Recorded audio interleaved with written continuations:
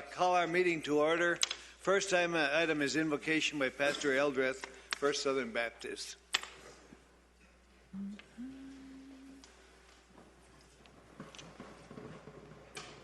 me in prayer. Gracious Heavenly Father, this evening as we gather together in this place, we thank you for your presence here. And Father, we're reminded of the words of the prophet Jeremiah, who told the children of Israel to pray for the peace and prosperity of the city to which they've been carried, because if it prospered, they would prosper. We reminded them that he knew the plans that he has for us. They are plans to give us a hope and a future, not to harm us. So Father, as we come to do the business of the city, we understand that everybody here loves the city and wants it to prosper and wants what's best. So Father, we pray that you would give wisdom, that you would give understanding, and that through all of this, the peace and prosperity of Prescott Valley would be known. Father, even this month, as we think about what's going on in our city and across our nation and around the world, in the area of domestic violence, Father, we pray for those who are being abused. We pray for your grace to rest upon them. Father, pray especially for those who deal with them on a regular basis.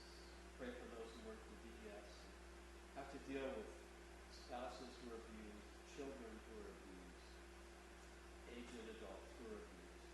We pray that you would give them grace, that you would uphold them, that you would give them strength to do a very hard job. Father, now we pray that you would bless this evening and all that goes on. We pray these things in the name of Jesus Christ. Amen. Thank you, Pastor. Now we'll have the pledge by Hannah Medler.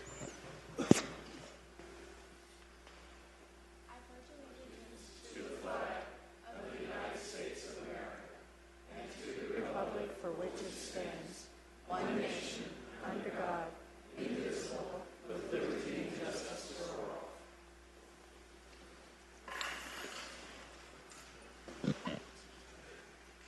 Okay. Get up here. Okay, next item is a roll call. Diane? Mayor Skoog, Present. Vice Mayor Anderson, Councilmember Grossman, Here. Councilmember Mallory, Here. Councilmember Marshall, Here. Councilmember Nye, Here. Councilmember Whiting, Here. and Mayor Skoog. Thank you, Diane. We have a quorum, Mayor. Okay, thank you. Okay, number 5, scheduled announcements and presentations. Student of the month, Mr. Minor and Mike Whiting.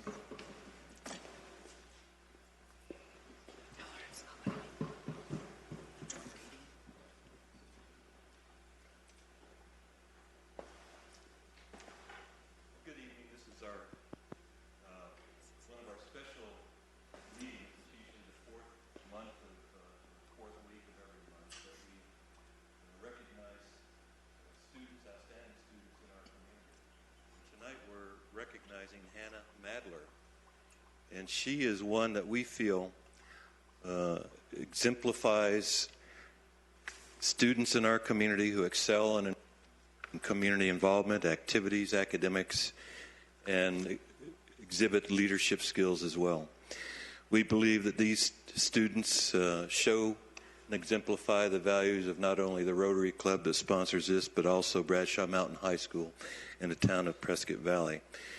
And she is one, as you'll learn, has engaged not only in the community but school as well, and that's why we're here to recognize her this evening. And obviously she's brought her parents with her, and she'll introduce those individuals in a few minutes. So my job is to kind of give you a background, and then Court Minor will come up, the principal of Bradshaw Mountain High School, and give his perspective why the faculty, staff have recognized Hannah as somebody as we would like to recognize tonight. But we do review a lot of information, and Hannah has indicated that she focuses on several things. One is the sports, school clubs, and, of course, academics at school.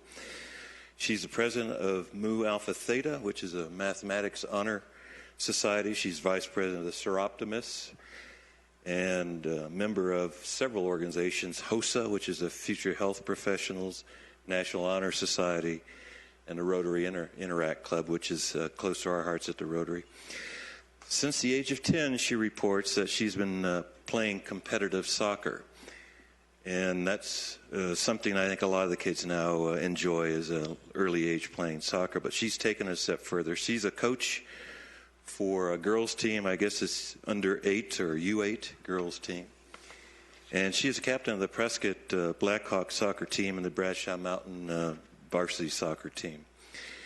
She also indicated that she's constantly challenged herself, and probably the reason why we're recognizing her tonight. Not only academically by maintaining a straight A's, but she's began, as we've heard, and I think other students that we recognize starting early as far as a freshman in advanced placement or pre-advancement placement courses. And she now, I think, has behind her 7 advanced placement courses that she's taken during the past 2 years. And of all the things that we're recognizing her for, I think she indicates that she credits her family for the needed support for her to excel at school and in the community. So I'm going to turn it over to Court Miner, the principal, and let him explain some of the academic aspects of Hannah's achievements. Thank you, Michael. Mayor Skoog, Vice Mayor, council members, distinguished guests. My name is Court Miner. I'm the proud principal of Bradshaw Mountain High School. And I want to make it very clear, Hannah is nominated by the staff at Bradshaw Mountain High School. It is not my decision. The teachers on our staff at the high school once a month nominate students and say very nice things about those students and put the decision on administration on who we're going to decide. And it was a landslide this month with our staff. We did not receive any other nominations other than Hannah. And I think you heard a little bit of what Mike was saying about Hannah, but we have a motto at Bradshaw Mountain High School about choosing excellence. And if you take a look at what she's done in her 4 years at Bradshaw Mountain High School, it's pretty impressive. First of all, if we went down about 15 students currently in the senior class at a 4.3 GPA, 2 or 3 years ago, that would be probably our valedictorian or salutatorian. This is a very, very competitive, very strong class.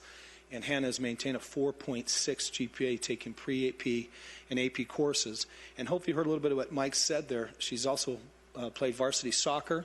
She's president of the Mu Alpha Theta. She's vice president of the Seroptimus Club, an active member of HOSA, National Honor Society, and Interact. We often joke, administrators often joke that our students are going to rest when they go to college. Because they're just so involved with everything on our campus. And Hannah kind of epitomizes, if you will, that the motto of choosing excellence. Her smile is very infectious, as you can see when she walks into a room. She's very positive, and she's very caring. She likes to pick those up around her. She's kind of the Steve Nash, if you will, of Bradshaw Mountain High School. She makes everybody around her better. And I couldn't be more pleased with my staff in introducing our Student of the Month, Hannah Madler.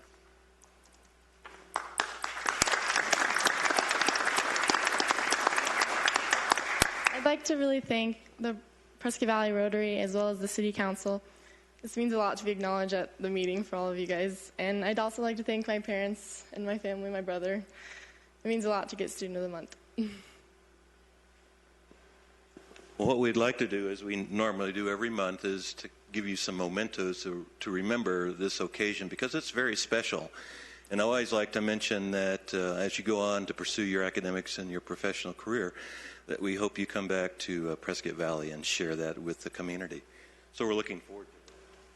So in the meantime, I think we'll give you a certificate that indicates that you've been recognized as the Student of the Month from Bradshaw Mountain High School, Rotary Club of Prescott Valley, and Town of Prescott Valley. And then we do have a paperweight, and it's something you can use as you're studying and in your professional career to remember again that you're a Student of the Month here in Prescott Valley. And we'd like you to introduce your parents, but obviously we feel you're very special. You really, I think, show us the type of students and kids that come out of Bradshaw Mountain High School, so we're very proud of our schools here in our community and the Rotary Club and the town of Prescott Valley congratulate you again. So if you could, please introduce your parents and your siblings. First, this is my mom, Tracy Madler. She's chemistry teacher at the high school. I actually had her last year. And she's also my mountain bike coach. And then this is my dad, Ron Madler. He's the Dean of Engineering at Embry-Riddle. And this is my brother, Mark. He goes to Glassford Hill Middle School. He'll be in high school next year. Hopefully follow in the lead. Well, congratulations, and parents, congratulations. I don't know if you'd like to say a few words. We always give you that option. You don't necessarily have to, but it doesn't look like you're running up here. So yeah. Well, obviously, she recognizes your support. She wouldn't be here without you, and we recognize that as well. So thank you also. Congratulations once again.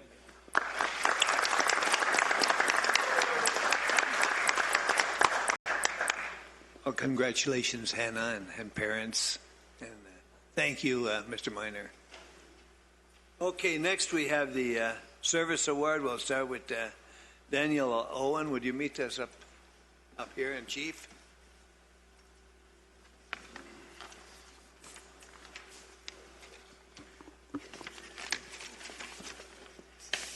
Thank you, Mayor and Council, for giving me the opportunity to recognize a couple of our tenured officers at the police department. And if you'll excuse me, I'm going to turn around for just a moment. Detective Danny Owen, here to my left, began his law enforcement career with the Yavapai County Sheriff's Office in 1994 as a detention officer in the Camp Verde Jail. In 1995, he was hired as a deputy sheriff and attended the Arizona Law Enforcement Training Academy in Tucson, Arizona. After graduating from the academy, Danny was assigned to the Mayor Patrol District. I figured they didn't want you to get lost. After spending 6 years with the Sheriff's Office, Danny began his career with the Prescott Valley Police Department on September 25th of 2000. Danny has worked as a patrol officer, a traffic officer, and now he serves in the position of detective. Danny is our lead investigator for financial crimes, and he's received several commendations during his career, to include Police Officer of the Year, Community Services Officer of the Year, and a Police Star. Danny's been involved in several of our community outreach programs and was the driving force behind the first ever Every 15 Minutes program in the state of Arizona. The Every 15 Minutes program targets high school students. It's a real-life reenactment that involves students, their families, and the school in an impaired driver fatality collision reenactment. It's designed to bring awareness to the dangers of underage alcohol consumption, the importance of personal safety, and the potentially deadly consequences of drinking and driving. Danny's written several grants that have helped our department fund several traffic safety-related efforts as well. Danny holds a general instructor certification and has several investigations-related certifications in fraud and financial crimes. Danny's hobbies consist of fishing and traveling. Danny is married to his wonderful wife and best friend, Candace, and they have 3 beautiful children, Hannah, Adam, and Sarah. Good job, Danny.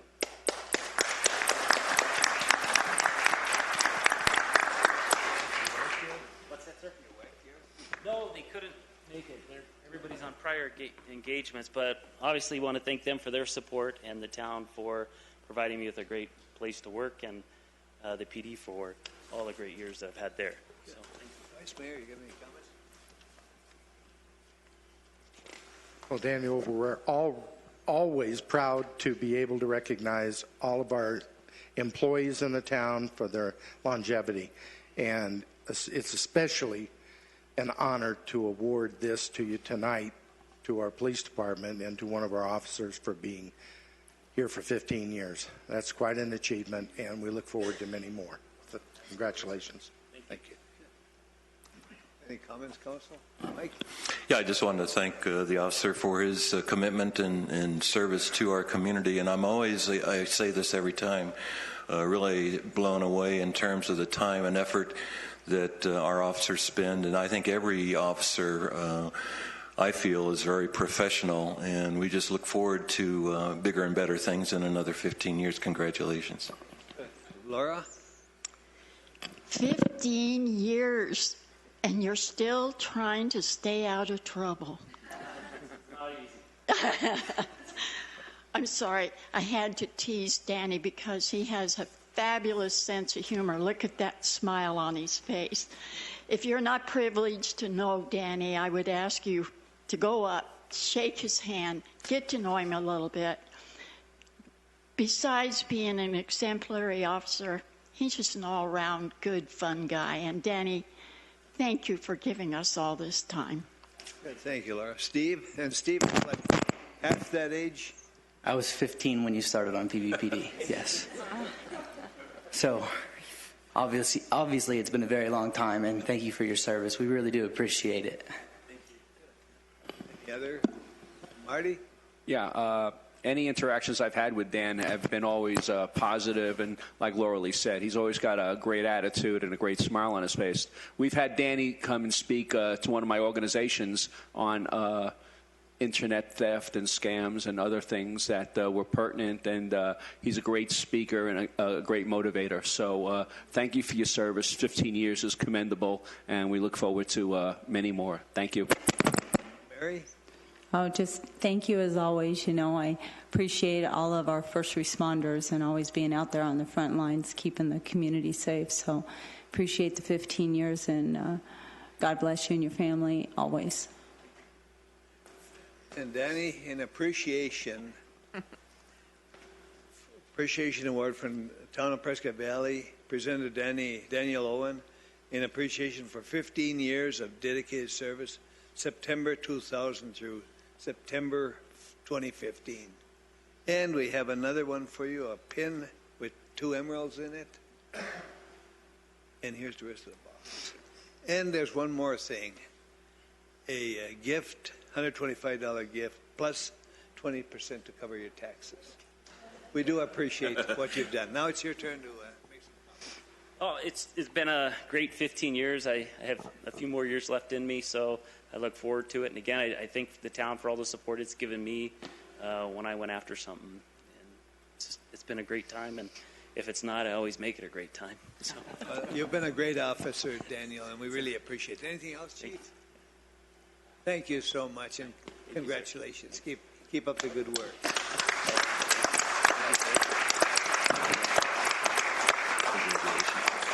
Thank you so much. Okay, next we got service award to Jason Lohman, 15 years. Is he here? He's here somewhere. There he is. There he is.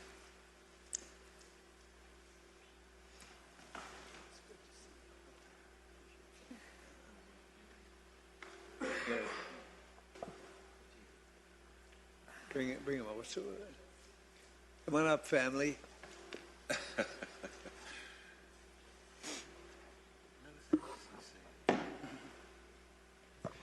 Officer Jason Lohman began his law enforcement career in Yuma, Arizona, where he grew up.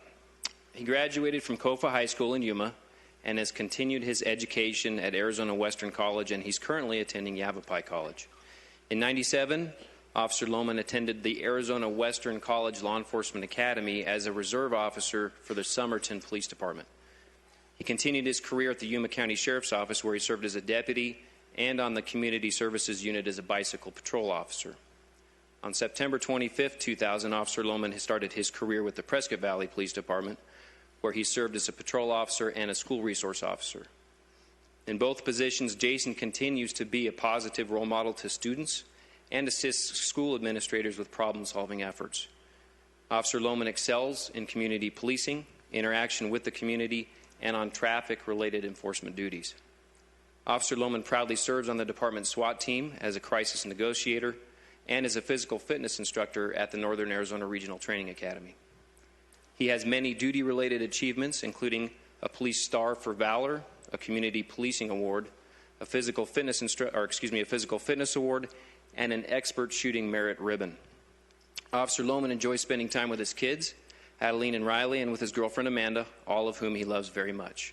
He also enjoys racing his mountain bike, traveling, and spending time with his horse Aspen and dog Willow. Thank you, Jason. Vice Mayor, any comments? Well, again, Jason, it's always an honor to recognize one of our police officers, and I want to thank you personally for your 15 years of service. Thank you very much.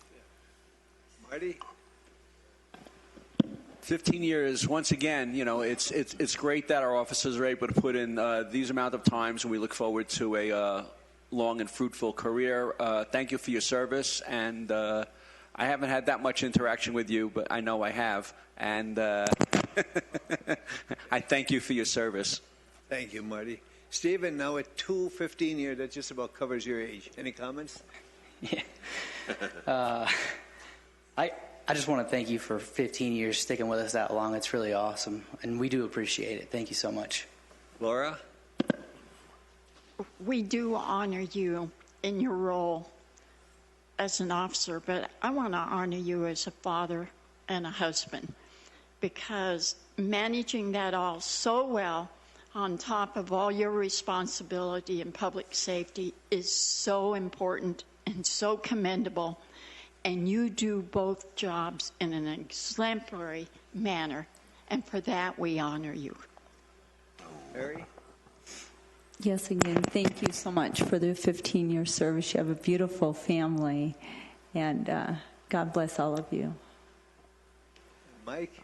Yeah, I wanted to congratulate you again for your commitment for 15 years of service to our community and to the Prescott Valley town of Prescott Valley. And I guess I'm just a little old, but I'm just amazed, too, that you both look so young. You've been here 15 years, and obviously you have a young family, so we'll expect to see you 15 more years to come. Thank you again. Congratulations. No, it's her turn.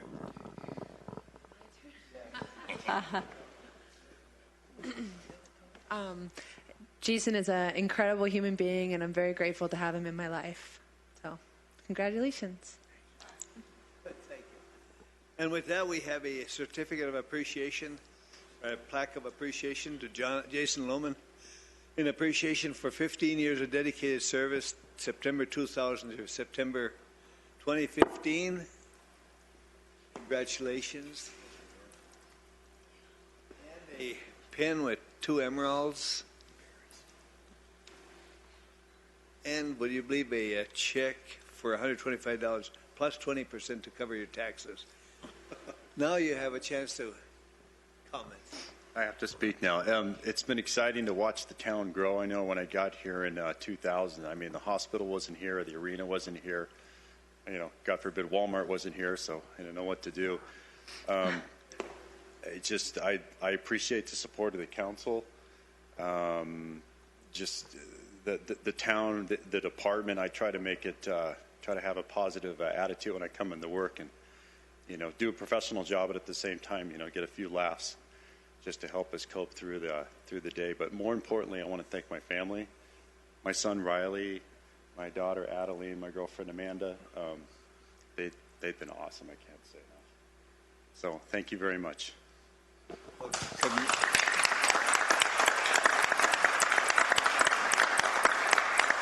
Congratulations, and thank you for your service. I think it's a good time to appreciate our entire police department. We have an outstanding department. They're going through police service across the country is going through a rough time.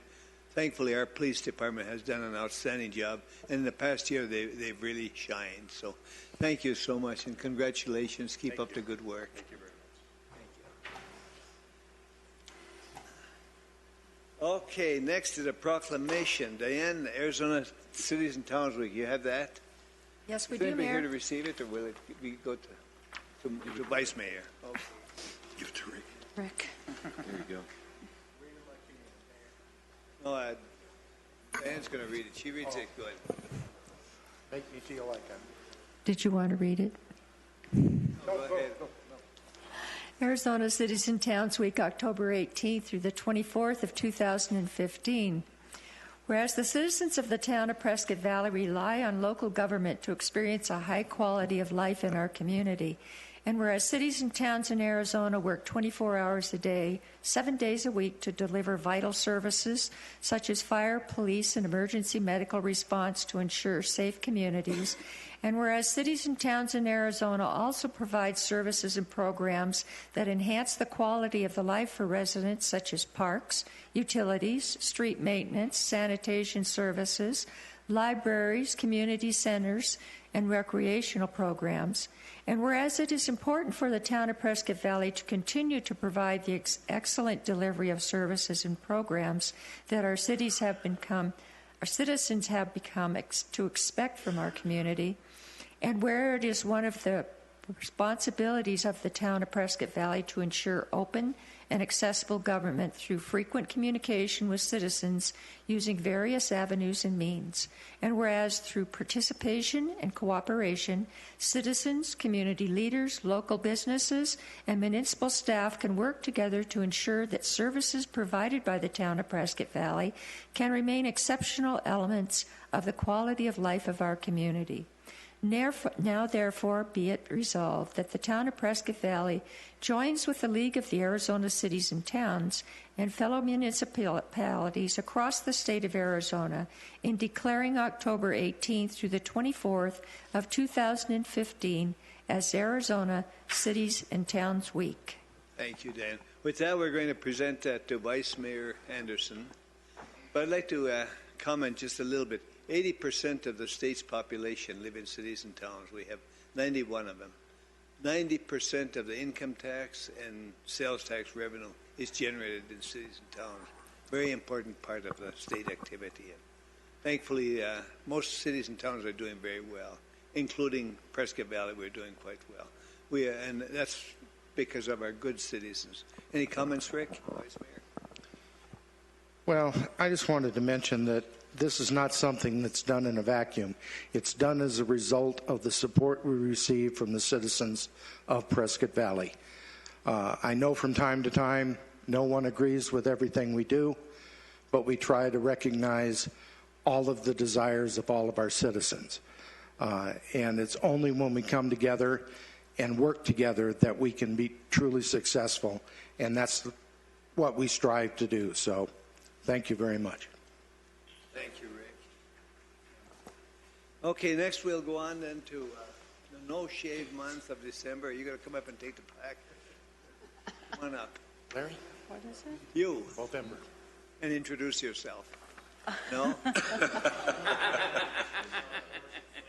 you're supposed to. That's right. Come on up and receive the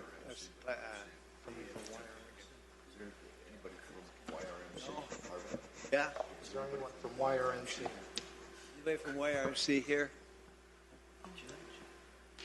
No. Okay. Okay, you want to read the plaque or the certificate proclamation? No Shave November 2015. Whereas among American men, prostate cancer is both the second most commonly diagnosed cancer and the second leading cause of cancer deaths.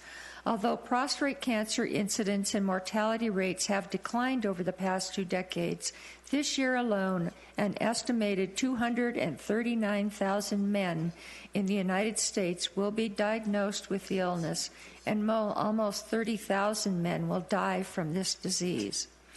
And whereas 1 in 8 men have a chance of being diagnosed with prostate cancer, and testicular cancer is the most common cancer in American males between the ages of 15 and 35. Despite these facts, 90% of prostate cancer is treatable if caught in the early stages. This makes awareness and early detection crucial. Being responsible for your health at every age and always getting your annual health check is a key part of making positive change for men's health. And whereas the No Shave November campaign encourages men to grow a beard for 30 days during the month of November, thereby becoming walking and talking billboards for men's health to raise awareness, encourage conversation about men's health issues, and raise funds for research and programs that combat prostate cancer and testicular cancer. And whereas educating the public and health care providers about the importance of healthy lifestyles and early detection of male health problems will result in reducing the rates of mortality from disease. Now, therefore, I, Harvey C. Skoog, Mayor of the town of Prescott Valley, Arizona, hereby declare November 2015 as No Shave November. Thank you, Diane. Now, Richard Parker is going to accept this proclamation. He didn't let his beard grow for this reason. He's preparing to be a Santa Claus helper right? Comments? Haven't shaved for 15 years, don't plan to start now. Thank you for the proclamation. There should be one caveat, though. The manager can't attempt to grow a beard this year because it looked pretty bad last year, I think we would all admit. Thank you very much for this proclamation. Rick, Vice Mayor, any comments? Thanks, Richard. Well, I just hope everybody pays attention to it and that every man consider having tests done for themselves during the month of November if you're not already doing it on an annual basis or on a regular basis.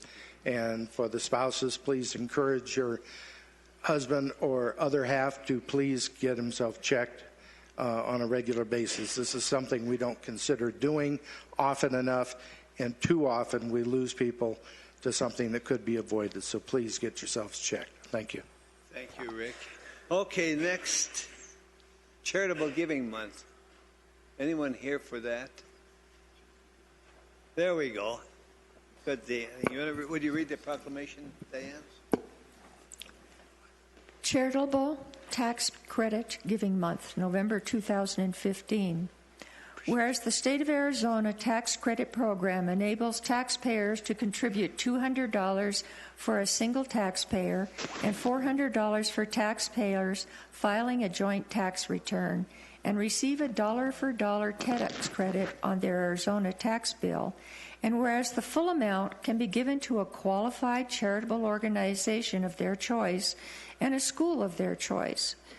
The taxpayers can use their tax dollars to express their beliefs and values by supporting a charity that does the work they hold dear. Employers are urged to adopt the option to allow employees to contribute to a qualifying charitable organization from state withholding, thereby not reducing take-home pay. And whereas employers are encouraged to take advantage of the opportunity to contribute to the qualifying charitable organization from their state tax withholding without reducing take-home pay, whereas by donating to a qualified charitable organization and a school, taxpayers are in effect given the opportunity to choose how to use a portion of their tax dollars. And whereas taxpayers no longer need to itemize in order to participate in the Arizona Tax Credit Program.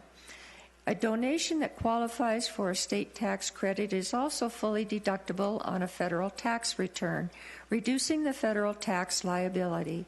And whereas the Arizona Tax Credit Program is a way of keeping our tax money in this community, keeping tax dollars local through the charitable giving tax credit builds a stronger and better community at no cost to the donors. Now, therefore, I, Harvey C. Skoog, Mayor of the town of Prescott Valley, in partnership with Yavapai Big Brothers Big Sisters, do hereby declare November 2015 as Charitable Tax Credit Giving Month, and for the good of the community, urge residents to keep their money local by making a donation to a qualified local charity and school. Thank you, Dan. The reason that Big Brothers and Big Sisters is mentioned in there, they helped initiate this proclamation. No, there's around 240 tax exempts in the state that do qualify. Probably the very important one is the schools. Superintendent Dan Streeter, I'd like to introduce you to him. Well, thank you. Wearing two hats tonight. One is as one of the board of directors for Yavapai Big Brothers Big Sisters, encouraging the community to look at those charitable organizations that do qualify for the Working Poor Tax Credit. And you can find a list of those organizations at azcredits.org. Hopefully you'll go to Yavapai Big Brothers Big Sisters, but you can see what the list is for that.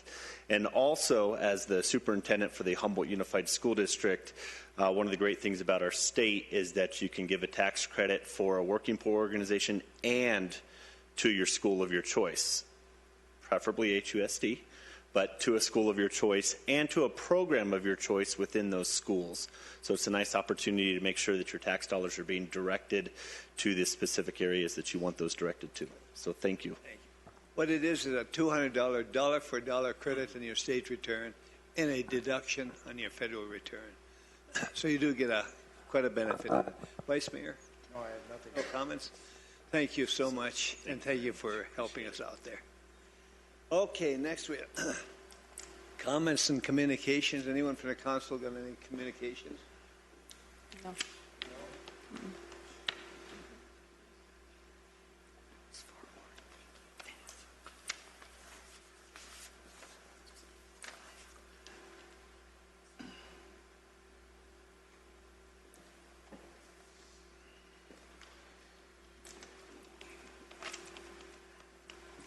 Okay, with that, we go on to the consent agenda.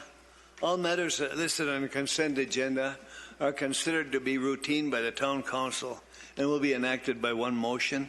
There will be no separate discussion of these items. If discussion is desired on a specific item, that item will be removed from the consent agenda and will be considered separately. This includes the approval of the October 8th, 2015 council meeting minutes. B is approving a Series 12 restaurant liquor license for the Backburner Family Restaurant located at 8400 East Long Mesa Drive, Suite B. Nicholas Jean Kalia, applicant. C is approving a Series 10 wine and beer license for the Carniceria PB located at 8147 East Spouse Drive. Mildred Lucia Melger, applicant. D is approving the application for the acquisition of a control of a Series 6 bar liquor license for the Event Center located at 2301 North Main Street. Sean Bradley Fain, director. E is approving the purchase of a Freightliner Arizona LLC under State of Arizona Contract ADSP 015 in the amount of $139,017. F is approving the budget transfer of $1,500 from Channel 9 capital account to Channel 9 operating account. G is approving the authorization of payments to the owner-occupied housing rehab program, GR 310-15, up to a maximum of $80,000. And the H is approving the monthly department reports. I is approving the financial report, approving the council investment report, and approving accounts payable. Council want to pull anything, or do you want to approve it as a whole? Mayor, I'll make a motion Okay. to approve the consent agenda by electronic vote. I'll second. Okay, with a motion and a second, would you set the vote, Diane?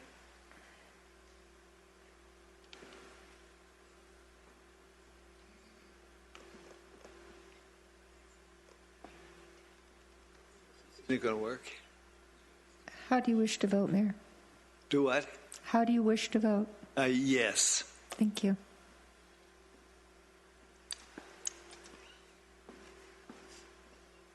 Everybody voted? It's unanimous. Okay. Now we're going to go on to the old business, and that's consideration of approving the second reading and passage of ordinance number 811, proposing a transaction privilege tax (TPT) increase from 2.33 to 2.83 to restore town services to pre-economic recession levels. Larry, did you have any comments? Mayor and Council, as you are aware, we have been discussing revenue enhancements, in other words, a tax increase, for the past 7 years. As you are well aware, back in 2007 when the recession hit, we had a municipal budget of $111 million. And then the recession hit. And the town took a number of steps during those dark economic days through the likes of hiring freezes, reduction in hours, massive reductions in operating budgets, and the economy is picking back up and things are getting better, but not as fast as our population is growing. And as you are well aware, through the presentations that Bill Copey gave 2 weeks ago, Norm Davis from Public Works, and James Edelstein, Assistant Chief from the Police Department, there are many needs that we have as a community without the revenue to service those needs. And so, as you are well aware, over the last 7 years, we've talked about revenue enhancements. We have 2 retreats per year in the budget building process. In addition to that, we have open houses. And what has been the recurrent theme when we've had open houses for our budget building? Number one, fix the streets. Fix the streets. 7 years we have heard that, but without the dollars available to do the appropriate maintenance on our streets. Second issue was public safety, and going ahead and doing what we can to reduce speeds and injury accidents in the community. Okay, those were the 2 primary issues. So with that in mind, back in April of this year, and it bled over into May, we had all of the department heads come forward in work study, do presentations to mayor and council, looking at their 5-year plan. It became abundantly clear that the 5-year plan in no way, shape, or form could ever be funded with the existing revenue streams that we have, although taking into account an increase in those revenue streams based on greater activity and more commercial opportunities in town.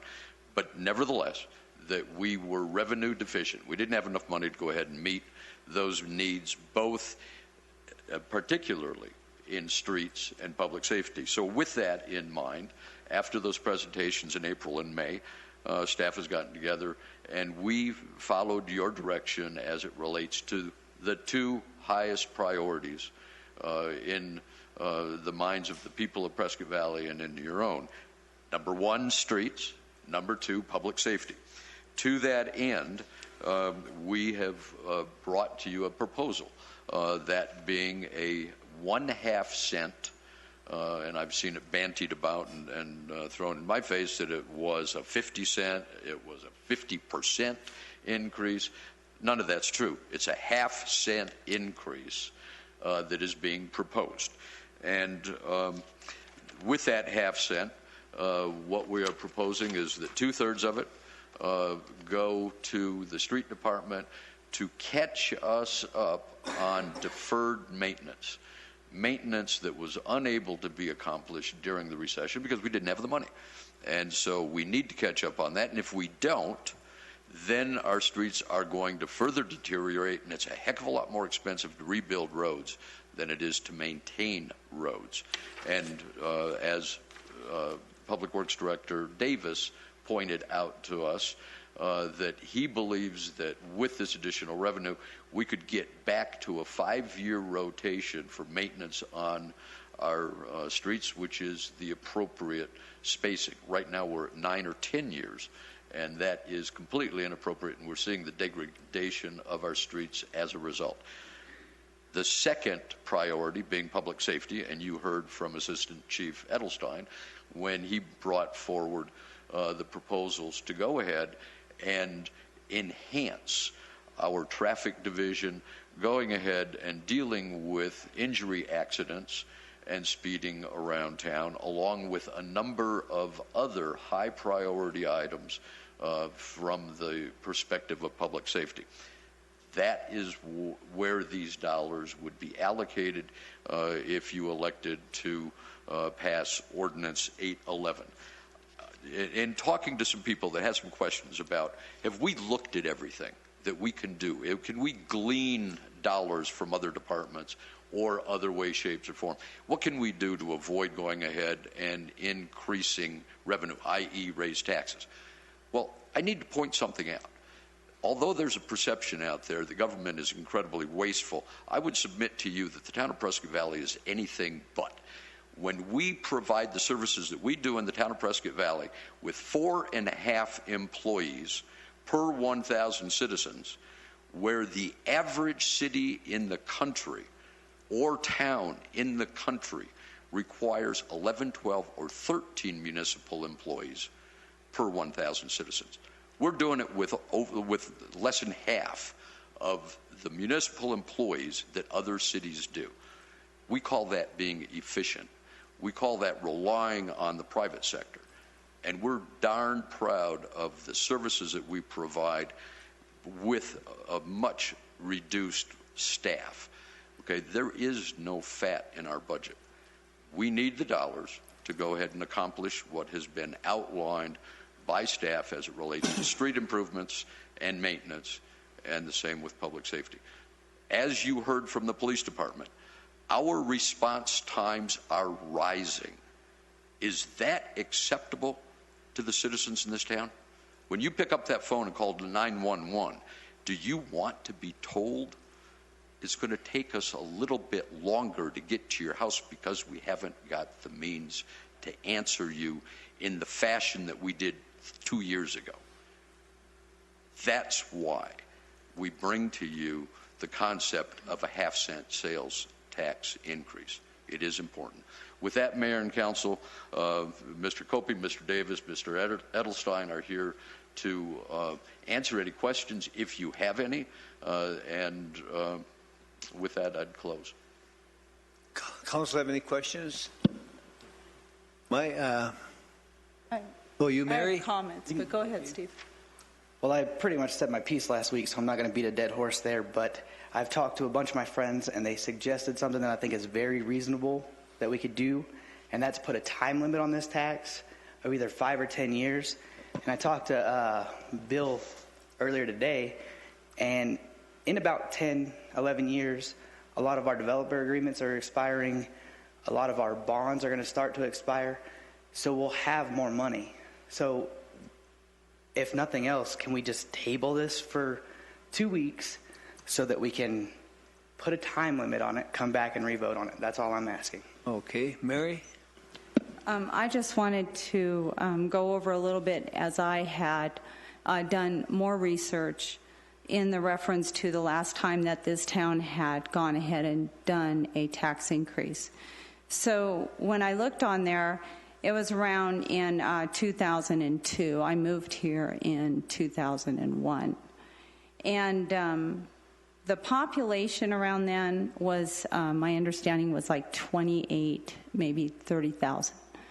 And we are pushing about 45 now. The police officers that we had was around 66 or 67. We still, I think we might be right at that amount right now. But now we're at 45,000 people. The reason that this town did an increase, and I was here, when they did it, but they did it for the same reason we're doing it now. 2002 to 2015, the reason we're looking at it is for the same thing. It's infrastructure. It's the roads. It's the condition of that. And with the retail and all the businesses that do come in and the families and the people that move here, which is wonderful, but that still brings more road traffic, even from areas of Chino Valley and stuff. Those people drive here to go to work, a lot of them. So it is a lot of wear and tear on the roads. And a couple of weeks ago, I had mentioned that we had gone and asked the Arizona legislation not to take money from us, not to sweep our HERF funds.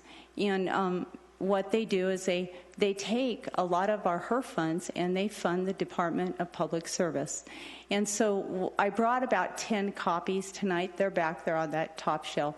If you wanted to see what we had done a couple of years ago, everybody signed on with that, all the cities and towns in the whole state, to ask them, we need that money for our streets. But they continue to go ahead and take that money to do as what they feel they need to do, even though we have been very clear and made our statement on that. So I understand that taxing is not something that we like to do or talk about or accept, but I cannot believe that we could accept to let all this work that is done before we arrived here. The people that were here before I got here in 2001 did a heck of a job in building a town. And I have been a beneficiary of that for the last 15 years. And I absolutely appreciate all of those people, and I don't even know most of them who they are. There probably a lot of them are passed away. I feel we have a responsibility to maintain our cities and towns. I feel we have a responsibility to maintain our state and our country. And I have to support our first responders. I have to. I do not believe a half a cent is that much that gives back to the very services that serve all the people that live here and play here and are safe here. Our officers live here. They know Prescott Valley. All of you live here. It's a good town. It's a strong town. And we are good. We come up to the plate. We help each other. I mean, we're amazing. That's what I think of Prescott Valley, that we're amazing. And I am so proud to live here. And I'm so proud of all the people that did all the hard work before I showed up. And now it's time, I guess, for us to sit here and say, you know what? We got to step up to the plate too. I think we're here to leave a legacy, and it's a legacy of good, not brokenness. Thank you. Thank you, Mary. Marty, did you have a comment? No. Anyone else got any comments? Mary, Laura? I would like to make a comment, but I would like to hear from our citizens before I comment. Well, I think we should. What I'd like to do is give citizens 3 minutes, but no repeats. Otherwise, we get somebody that keeps going up to the microphone. But we'll give you each three minutes, and I may limit it to 10 people, but we'll see. Who would like to? Yes, sir. Come on up. And if you'll give your first, we'll make you second, okay? And if you would give Diane your name for the record. My name is Tom Funk, and I've been a resident of Prescott Valley since 2008. And thank you, Council and Vice Mayor and Mayor, for allowing us to speak tonight. Fiscal responsibility requires a review of all reviews and expenses, actual and budgeted. Members of Council are elected to make final decisions and show fiscal responsibility. Ordinance 811 tasks Council with demonstrating their fiscal responsibility.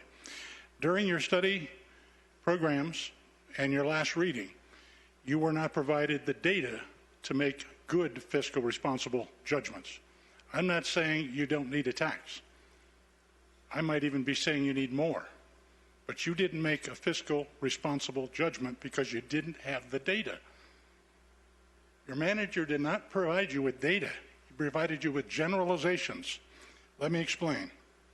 The HERF Fund in 2013 provided $2,684,967. In 2014, it provided $2,779,000, and this year, $3,024,968. That's an increase of 2.8% from your HERF. Now, could you get more? You can't stop going to Congress. You can't wait 2 more years to go. League of Cities needs to follow up. Do it again. That's how you get something done. Let's talk about the sales tax. You said we have a lot of people here. That's exactly what we do. And a lot of people do a lot of driving. That's where the HERF Fund increased. Even if the fuel-efficient cars were around, people are driving and buying more gas, or HERF wouldn't have gone up. Secondly, the sales tax. If you look at the monthly financial report that you were given for this month, and I assume for tonight, you will notice that in the data, taxes collected for 2014 was $2,400,000. In 2015, it's $2,864,000. That's an 18.55%.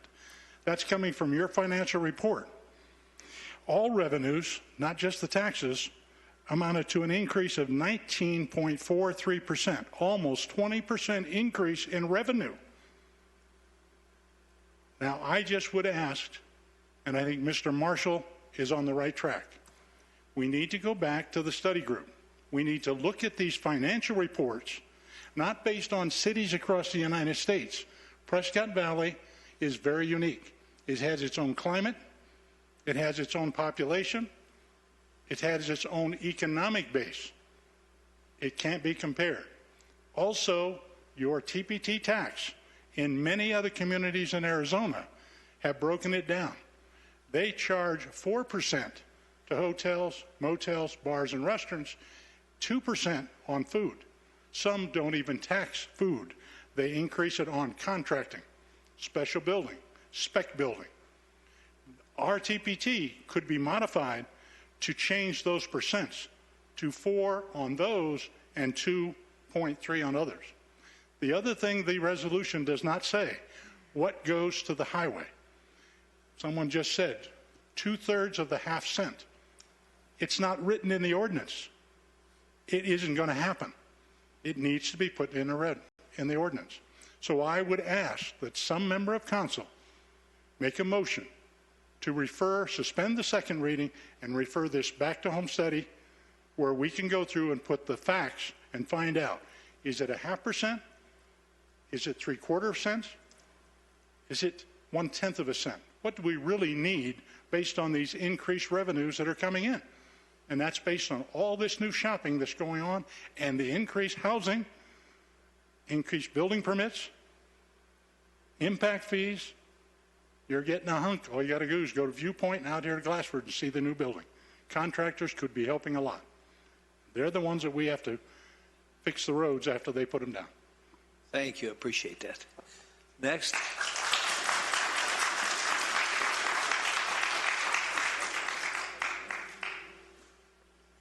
Mr. T, nice. Really Would you use the microphone, if you would?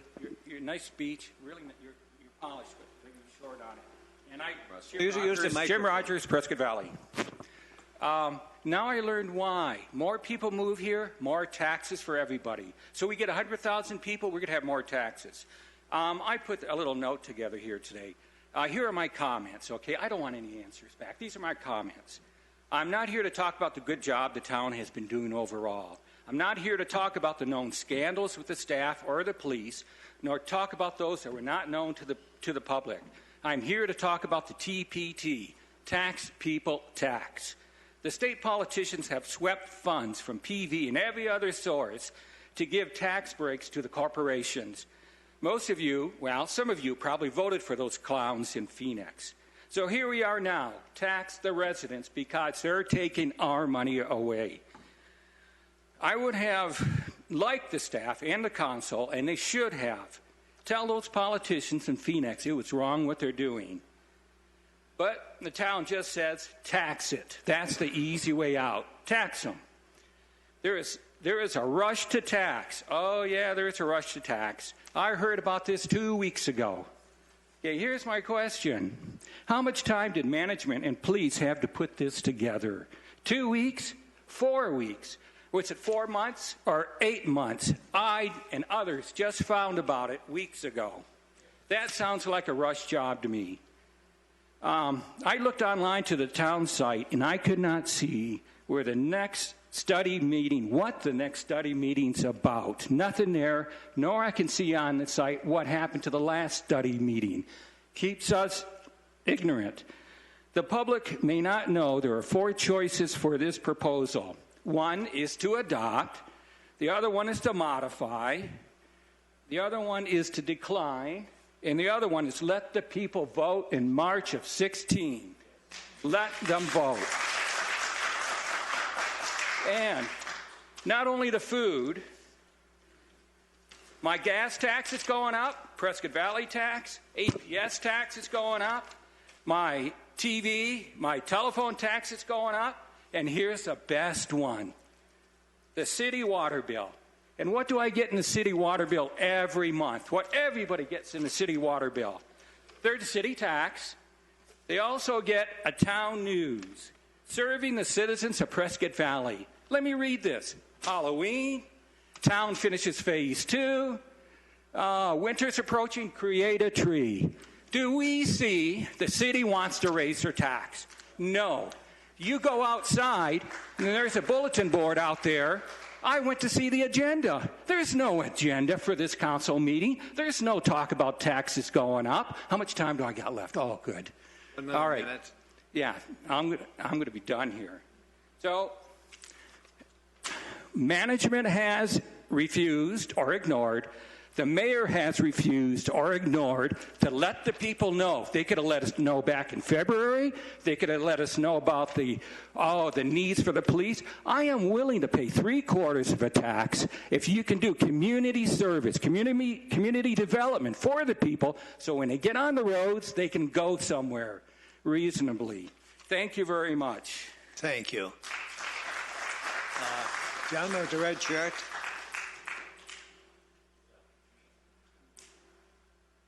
You'll be next, and the lady in the back will be third. Hi, thank you for this chance to talk to you. My name's Chuck Horton. I've been here since 2011 with my wife. And I'd like to mention that sometimes in the paper I read about all these new businesses coming into Prescott Valley. That's more sales taxes to the city. There's more restaurants coming in, even though they're fast food. Ginormous Walmart is coming in. I know that's helped this city. And there's articles oftentimes about the revenue that has come into this city. It's higher, it's getting better. Councilmember Mallory talked about in 2002 when she came here that the population has almost doubled. There's more sales tax right there for you. 45,000 residents now versus 20-something years ago. That means more revenue for the city. I don't have the numbers that the first gentleman had, but he spoke very well for the residents here of the city.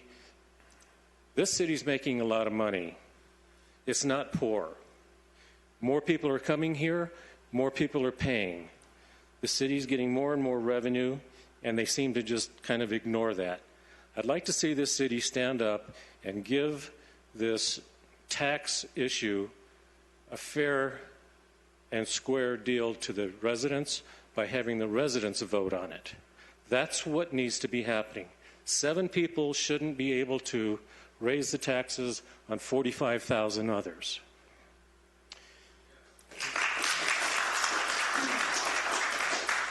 One comment about Mr. Tarkowski's comments, where he was talking about the necessities, the streets. I live off of Navajo. That street was recently, I think it's chip sealed, is that the correct term? As well as Lakeview, just right outside the the building here. It would seem to me that doing the street improvements would actually give you a smooth street. These streets were recently done, and all you have to do is drive down Navajo, and every manhole cover, every valve cover, and besides those, it's a thump, thump, thump, thump, thump, thump, down the street from 69 up. Lakeview Lakeshore is the same way. If you're going to do the streets, get somebody who can do a good job. Next. I just want to second this issue with quietly bringing this tax issue. I didn't learn about it until 2 weeks ago, much like a lot of other people. I want you to do the right thing. Take this tax to the vote of the people.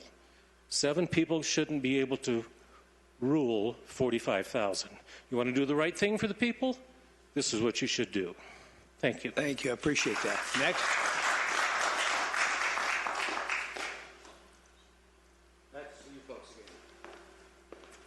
I haven't been in front of this council since we had the little prison fiasco going on. And by the way, Ms. Nye, I appreciate what you did that time. I want to make a quick Give your name to the I'm sorry. My name is Nicholas Donsky. I'm a 15-year resident of this town. I'd like to make a statement, and I have a question.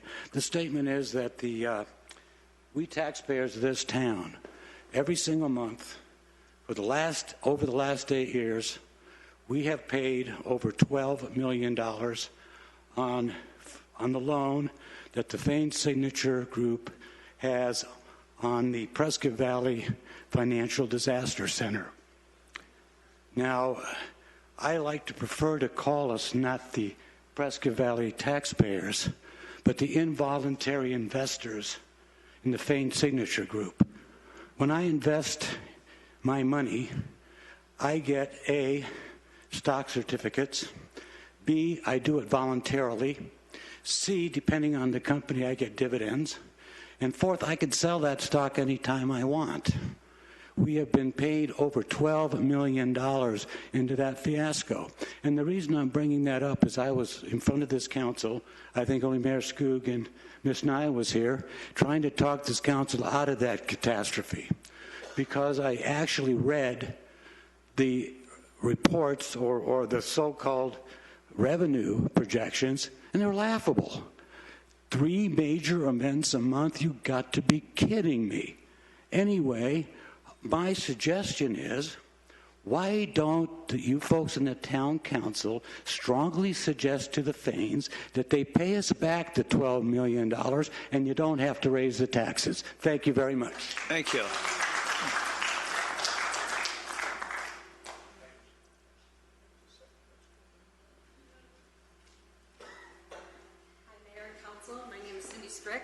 I've been a resident, Could you, resident of this fine town since 1997. Give your name into there. So Cindy Strick. Good, thank you. Changed my name recently from Kenselak to Strick. Anyway, I just have one statistic from the town, Yavapai County, and I just want to read that. County staff is estimating that county sales tax revenue will increase by 7% for the coming fiscal year that starts July 1st of 2014.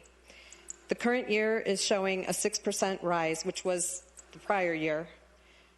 State shared sales tax revenue rose better this year than the county anticipated at 6.3%, and it was forecasted for 4%. They're slowly showing a recovery from the economic downturn, Borden said after the meeting. And so what I'd like to say is that was the last 2 years. And I see us growing. I see us making more sales tax because we have a lot more businesses in this town. And I'd like to give that a chance before you increase our sales tax by 0.5% to see the growth and take that growth into consideration with our numbers. And I kind of like Stephen's idea is maybe make it temporary like we did for the road improvements for Robert Road. Thank you very much. Thank you, Linda. Next, yes, sir.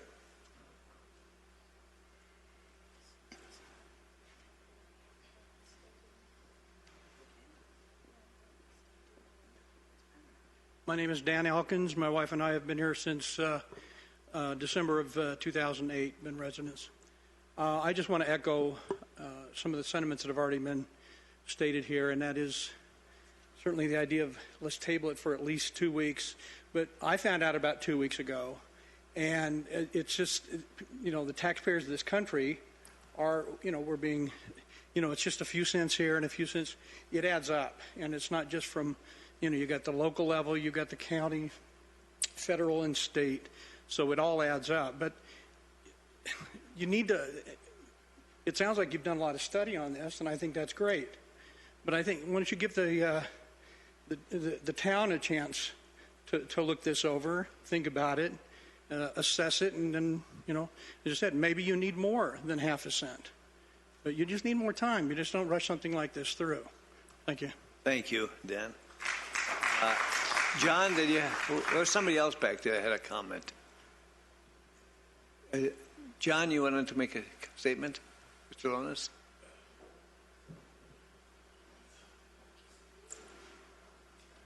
Hi, I'm John Lonis.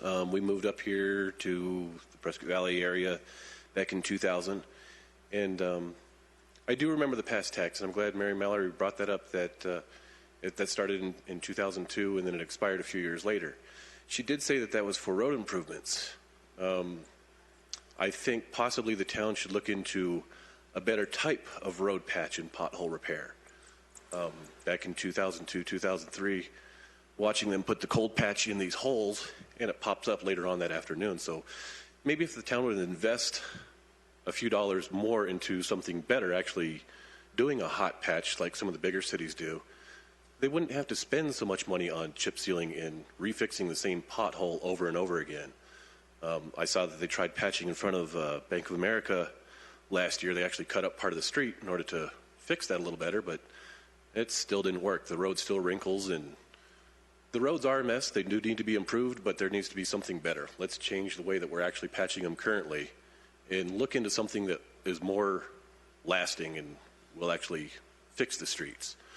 But yeah, those tax monies back in 2002, I didn't see an improvement in the streets. I've lived here long enough to where those same potholes are still in those same streets in the same place, getting the same patch every year. So improve it.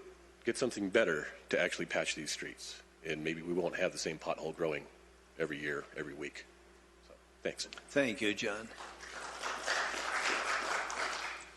Next, lady with the red shirt.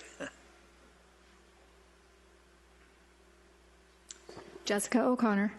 I spoke 2 weeks ago, so I'm not going to say everything that I did 2 weeks ago, but I did look at the budget report, and so far this quarter, or in the last quarter, the town is up $700,000 from their anticipated budget for the year, and their expenses were down $1.2 million from their budgeted expenses for last quarter. So that's a net gain of $2 million. And I'm not sure, but I feel like this tax increase is premature. You know, with those, we can't say in one quarter of the budget what will happen the rest of the year for sure. But still, you know, based on those numbers, you know, the projections seem that we are increasing in our tax revenue. So I would just ask that you consider one of two things. Of course, I would like to see this go away completely, be tabled, or maybe for a month, have another work study meeting, get the word out to the public, invite all these people to come and give different ideas to raise revenue for the roads. Because we've heard actually several different good ideas today, and I think that we could adopt some of those. But at the very minimum, if you can't do that, I still ask that there be a sunset clause on this. You know, if we're giving 1 cent away now to Fane every month, 1 out of the 2.33, when that expires, then this should expire as well. Because we keep talking about legacy for our kids, but we're getting squeezed on all sides. You know, Obama, whose insurance didn't go up through Obamacare, and then all those other, you know, taxes that were mentioned here, and we just can't do it anymore. And I liked it. To me, it's more than just this half-cent sales tax. It's about living in a town that cares about what the people think, because we all know Washington's kind of beyond our reach, but here you guys should be within our reach. And I noticed in the last 2 weeks we've talked about it. Not a single person has come up and said, go for it, this is the best idea I've ever heard. Not a single person. So please listen to us. That's all. Thank you, Jessica. Yes, ma'am.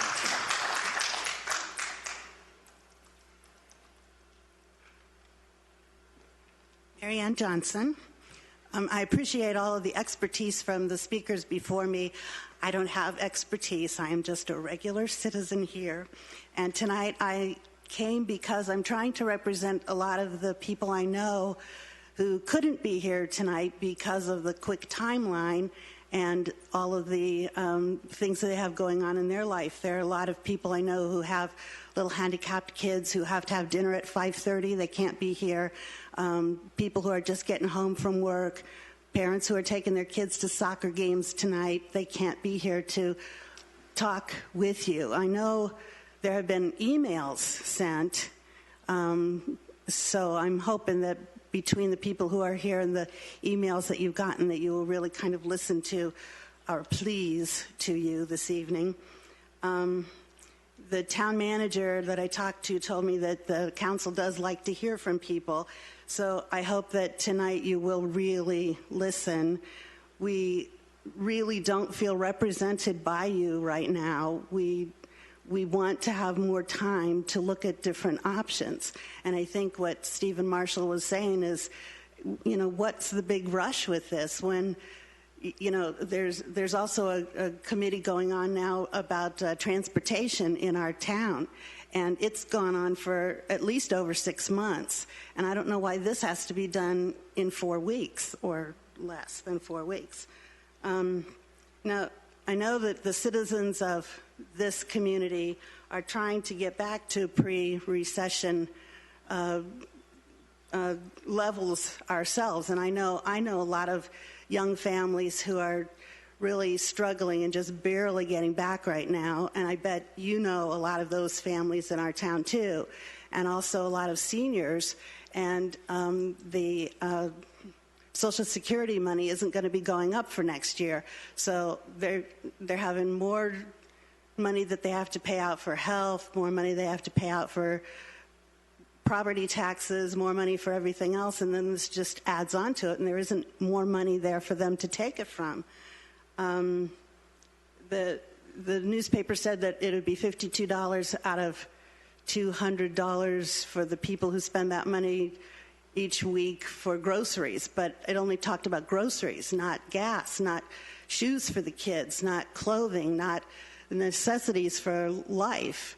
Also, there have been studies done that show that sales tax is really a very unequal way of taxing people, because everyone has a certain amount of money that they have in a certain month, but the people who don't have as much money have to spend a larger proportion of their little bit of money for the sales tax, and those who have more, it's an easier thing to do. But we have so many people in this town who are really not quite on the level of being able to do that. And the town manager told me we'd have 5 minutes, so I kind of wrote a little bit too much. Let's see. So I would say for sure that our council needs to represent us, and the best way to do that is to let us vote on this. You're going to have a vote anyway in the springtime. It's not going to cost more money to do a vote, so just vote. The best thing for that is that if you do get the buy-in from the people that we're all trying to solve this problem together, then it's not going to be, those council people were against us. We'll all be able to work together, and it makes our town a much better place to be. And then there was also, I hope maybe somebody can explain to me what this one part is. It says in what you're planning to vote on tonight, it says, whereas in an effort to make the increased revenue available as needed for financing services, this ordinance provides that said revenue will not be subject to any economic incentive that the town might hereafter negotiate with respect to reimbursement of transaction privilege or use tax revenues generated by specified commercial development. And what does that mean that you're voting on tonight? What does that mean? Go ahead and keep on speaking. You want to comment, Larry? To answer that question very directly, what it is any economic development incentives that might happen off in the future that money could not be used for that, this half cent that we're talking about. Okay, I guess that's what I mean. What does it mean, any economic incentive?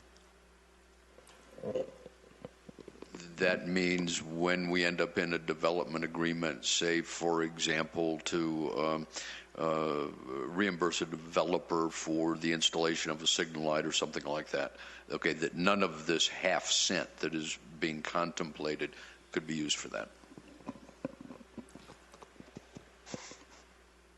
Okay. All right, so I hope that we will follow what your Councilman Stephen Marshall said, and let's not rush through this, and let's bring it to the voters. And I want to thank him for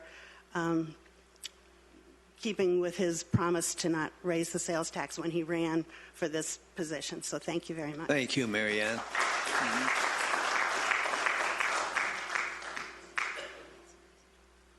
Anyone else wish to comment? Yes, sir. Mr. O'Connell, is it? Yes. Boyd O'Connor. I spoke last time as well, but I'll just take a couple seconds. My feelings are similar to everybody else's. We don't want to repeat history of there ever being taxation without representation. We deserve to have a say in this. I'm kind of surprised that only Stephen is the one, to bring up the fact that, not a lot of us knew this a couple weeks ago. We said that last time. Not all of you believed us, but we have been able to recruit more people to come out this time around. And I know that if it was, tabled for, a few more weeks, that we would even get more people. So that's kind of the point. We I agree with Mary Ann. We don't feel represented right now. We need more time. We do not disagree that streets and police and safety are priorities in this town. We definitely agree with that. But we do think that if there could be a vote on this from the people, that it would be unilateral in the approval process. So, I would just agree that this should be tabled or put to a vote to the people, and that would alleviate, any kind of ill feelings toward the council at this time. So I thank you. Thank you, Boyd. Anyone else wish to comment? Yes, sir. You're up.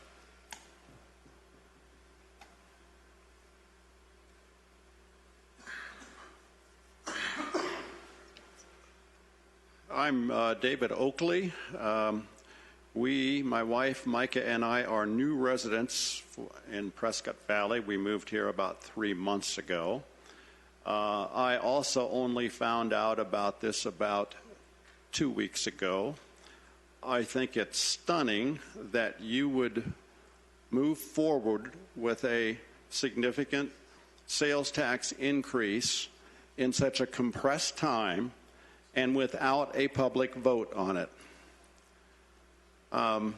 If you look at the cost of even a modest car of, say, $25,000 for a new car, you're paying well over $2,000 in sales taxes, depending upon what community you're in. There's the local sales tax, there's the county sales tax, and there's the state sales tax. Now, plus lots of others that people tonight have mentioned regarding water and telephone and others. You have to look at the overall burden of tax on people, in my opinion. The second thing I want to mention is that this should really be tabled, and if you want an increase in tax, it should be voted on by the public at the appropriate time. Thank you. Thank you, David. Yes, come on up.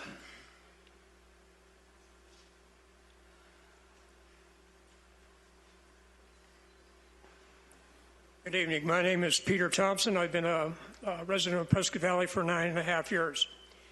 And I'm also here about this tax thing, which I think is horrible. Our local paper put out Rush to Tax, which you've all seen. It's been here before. And I believe that this is correct. It's a correct assumption that this is a rush to tax. We understand that you have a given authority to raise taxes on the citizens, but I question the moral authority that you feel that you have. Do you feel that it's okay for you to raise a tax, this particular tax, at this significant amount on the public without the voice of the people being heard? That's what we're here for. You work for us. It should be our choice as to whether you raise the taxes. We're the ones who will decide that. Regardless of what you've heard, the Great Recession is far from over. Wages, income have stagnated.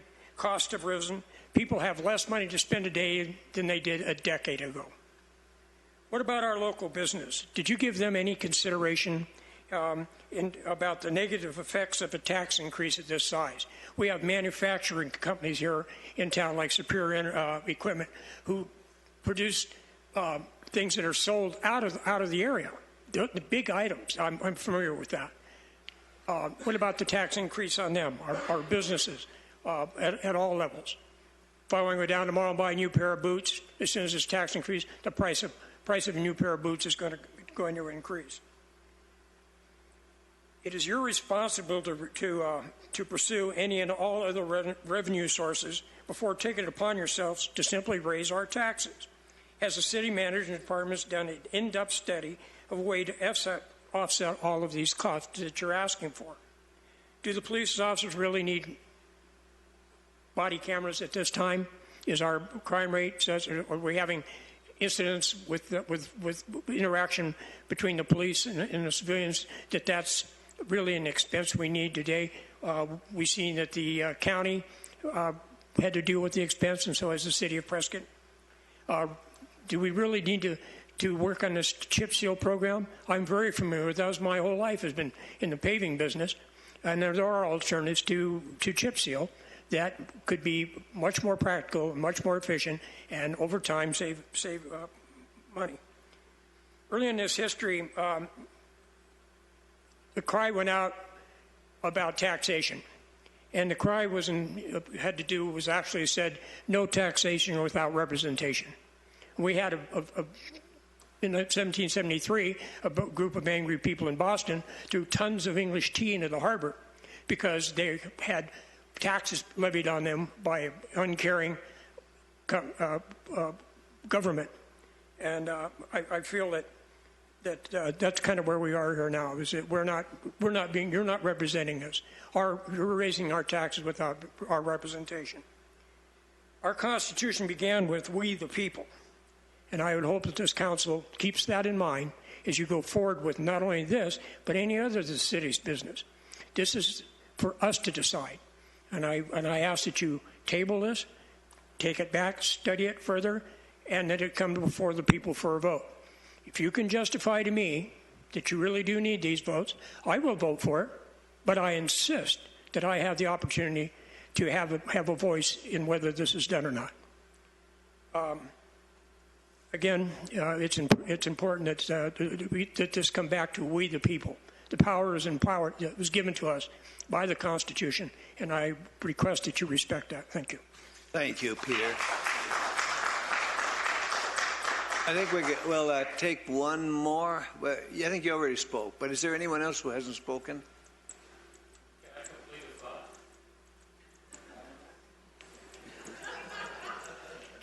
I guess we can do that. Keep it short. Good. Chuck Horton again. I mentioned that a reference to Mr. Tarkowski's urgency to have the streets safe, and I mentioned the chip sealing that was going on. I can tell you now that the chip sealing that's down on Superstition is crumbling just weeks after they've done it.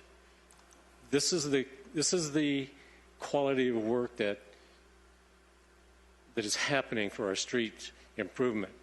As soon as they do it, it's being crumbled on the edges, and the gravel is all over the place. That's not a very good sign for street improvement. I think you need to find somebody that can do it, besides who's doing it now. And that's my thought. Thank you, Thanks. Chuck. Appreciate that. Okay, was there someone else that? Craig.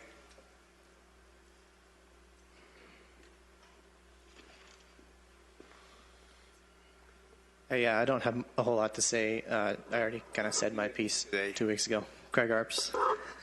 Thank you. But I did want to mention that maybe some of our problem with revenue is coming from some of the developer agreements that we've made. And I would ask, is there nothing that can be done to change those agreements so not so much of our sales tax that we're collecting is going to them and can come back into the town and the general fund? Thank you, Craig. I think we've heard from the audience. I'd like to start. Marty, you have any comments? The only thing I would say is some people are saying what a tremendous tax this is. On a $200 purchase, it's going to give you a $1 increase in your sales tax. So think about that. Laura? The first thing I want to say is how much I respect and honor each of you that are here tonight. That's tremendously important, and I really respect you coming out and expressing your concerns. You know, there's another side of this equation. I keep hearing the figure 45,000 residents. I want you to know that I have had an overwhelming number of people contact me who want us to go forward with this. That's very hard for you to hear. And I did say, why aren't you there to represent? And this is what they said. I voted for you. You are my representative. You need to realize that there's a large amount of citizens here that feel differently than you do. Why do I bring this up to you? Because it won't matter what we do here tonight. We're going to upset a lot of people. It won't even matter what we do. And I would like you to just realize that the expression, a coin has two sides, this issue has the people who feel the way you do and the people who do not feel the way you do. Okay. Vice Mayor? We're not going to have a shouting in the audience, okay? Vice Mayor?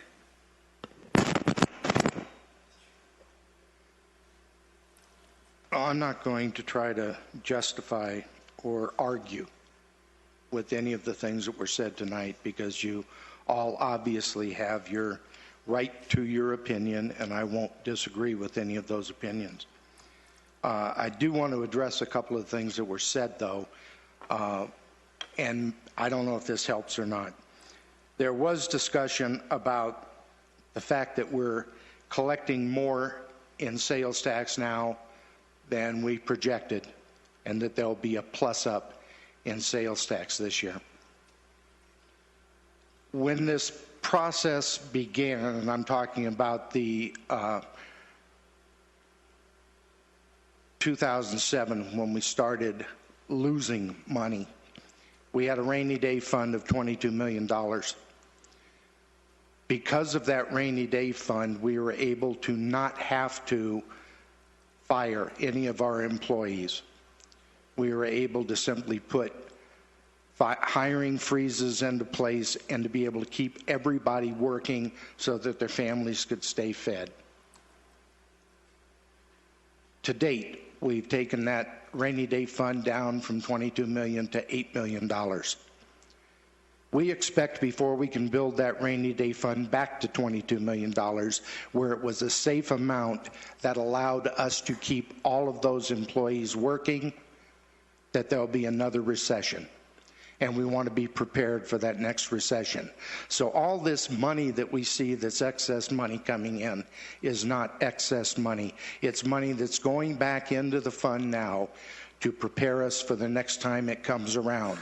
This isn't just money sitting in a bucket waiting for us to find some way to spend. It's much like a savings account that anybody would like to be able to have, and that's what we're using it for, so that we don't have to fire people, so that our employees can be able to keep a job. Another issue that was mentioned was developer deals that we've worked out. Well, let me explain how some of those deals work. A developer will come into us and they'll say, it's going to cost us $6 million to put water and sewer into our property so that we can build retail stores on our property. We'll pay that $6 million.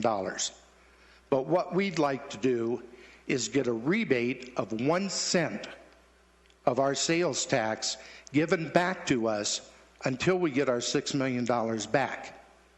That's the developer deal that we make. These aren't dollars we're pulling out of anybody's pocket. This is a 1 cent per dollar that we're collecting, that we're giving back to them that they've already paid for, that we don't have to lay out $6 million of your dollars to pay for this water and sewer to be put into this property. The developers are doing that. All we're doing is paying it back to them over a period of time so that we can get these retail buildings built, because I don't know about the rest of you, but I'd really rather see 1.33 cents go into our coffers than 0 cents, because all we have is dirt sitting there. And that's the kind of deal that we've worked out. We're not giving people money for moving to Prescott Valley and opening businesses. We don't just write them checks when they come to the town and say, we want to build a building, we want to bring our business to you. That doesn't happen. These are refund deals that we're making. Now, people make them out to be much more than they are, but they're not.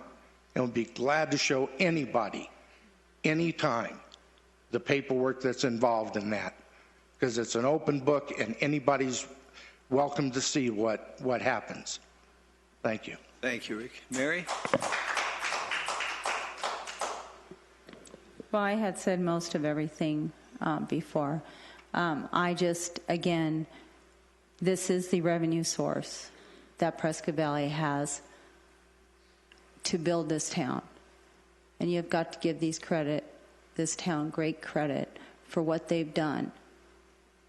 And a lot of people put a lot into this town, and I still feel that we're here to put and to help maintain it. It does cost a lot of money to maintain the town, and this budget is open to anybody that would like to see it. And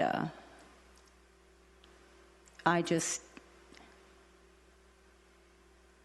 don't think that we look at this in the sense of, we just look at it as like it's a tax, but it's also how we build and live in such a good way.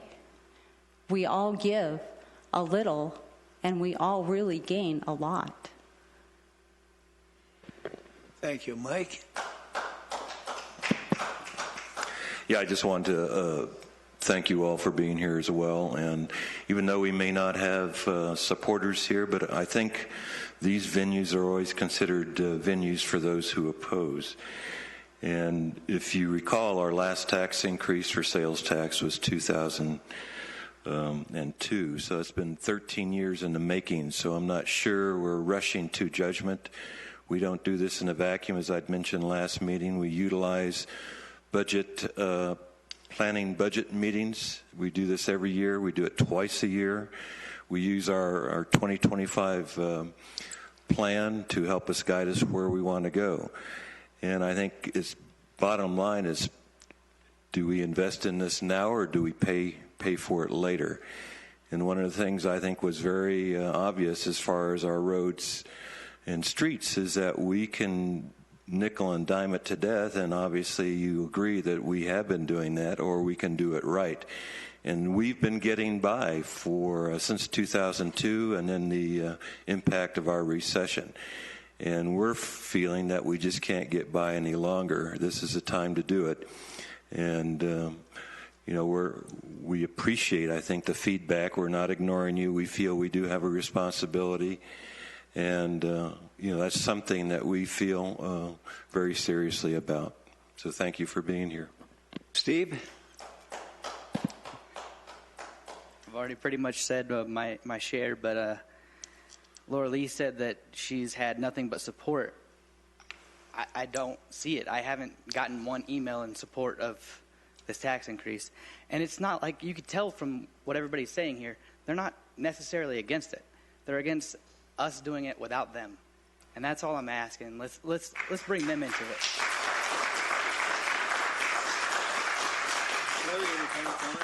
Mike, do you have one? Yeah, I just wanted to mention, too, I think just a factoid is the fact that every tax increase we've had relative to sales tax has always been done through the council. This is something that's not new that we're trying this year.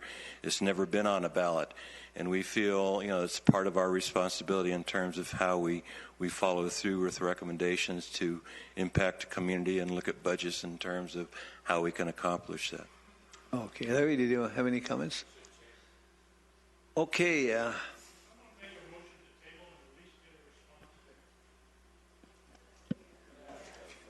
I don't even know if it's possible, but can I make a motion to table this till a later date?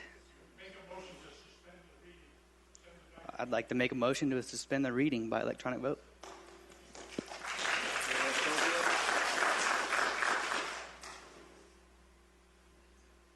It would require a second. If we don't have a second, it dies for lack of a second. Okay. Being no second, then I would ask the town clerk to read ordinance number 811 by title only for the second reading. Diane?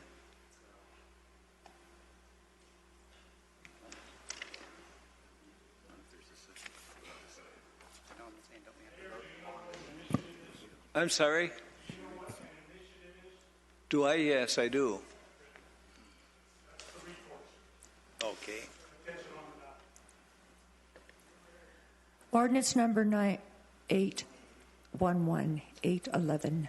An ordinance of the mayor and the common council of the town of Prescott Valley, a municipal corporation of Arizona, amending Chapter 8A transaction privilege tax of the town code to increase the tax rate on certain categories of transactions from 2.33% to 2.83%, establishing an effective date, providing for existing contracts, providing penalties for violations, providing that if any portion of this ordinance is held invalid by a court of competent jurisdiction, the validity of the remaining portion shall not be affected, providing that all other articles, sections, subsections, and regulations of Chapter 8 not herein amended shall remain in full force and effect, and providing that this ordinance shall be effective 30 days after its passage and approval according to law. Okay, then the next question is, shall the ordinance pass? Do you want to take the vote, Diane?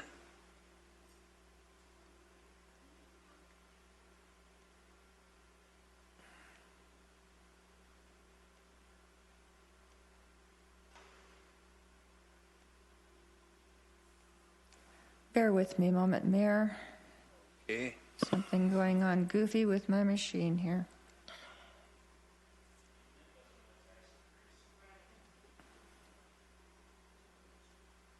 The heck?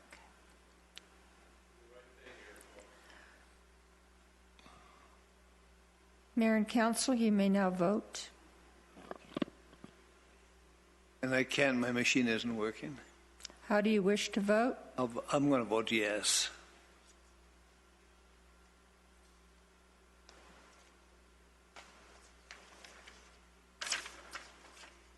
And that passes with 6 yes and 1 dissenting vote. Okay, we'll move on to number 10A. Consideration of authorizing the mayor to sign resolution number 1935 relating to the refunding of a portion of certificates of participation and issuing pledged revenue funding obligation bonds. Now, Larry? Mayor and Council, you recall the work study meeting that we had where we had Michael Cafiso and Bob Casillas here. And what we're talking about is refinancing, refunding, if you will, the certificates of participation on this building. This would end up being a private placement through Bob Casillas' firm. The net savings to the town would be in excess of $700,000. Okay, are there any questions? We studied this pretty heavily last week in work study. Anyone care to make a motion or comment? Commotion, demotion, promotion? I'll certainly make a motion, Mayor. Okay, great. Motion to authorize the mayor to sign resolution number 1935 relating to the refunding of a portion of the certificates of participation and issuing pledged revenue refunding obligation bonds by electronic vote. I'll second. Okay, we have a motion and a second. Would you set the vote? Diane? Yes, Mayor, one moment, please.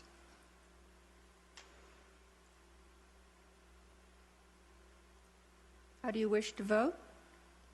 Well, I'm going to definitely support this. It's hard to turn away a large savings. So, yes. And that passes. Okay, we'll move on to number 10B. Consideration of appointing Larry Rankin to the P&Z Commission to a term with renewal date of October 31st, 2018. Vice Mayor? Or Laura, whichever.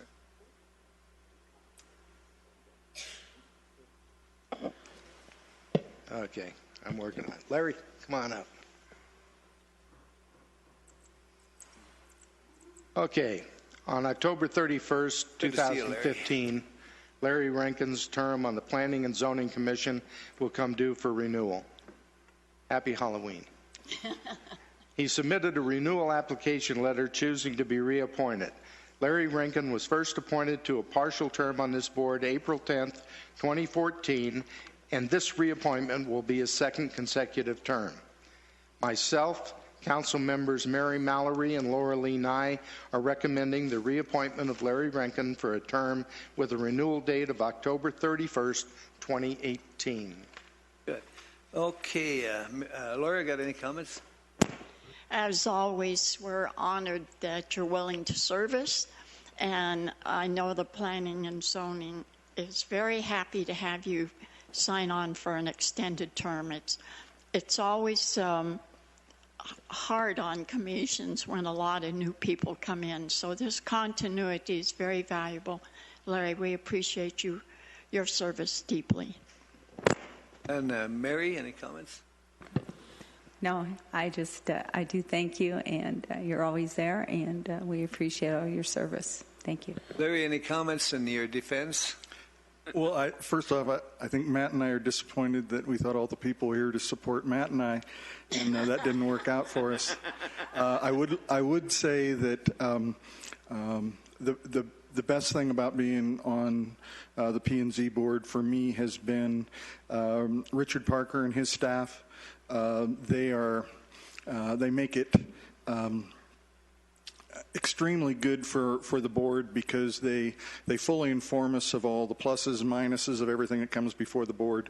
And without that support, I think it would be a difficult scenario, but they've been great, and I certainly appreciate it. Good.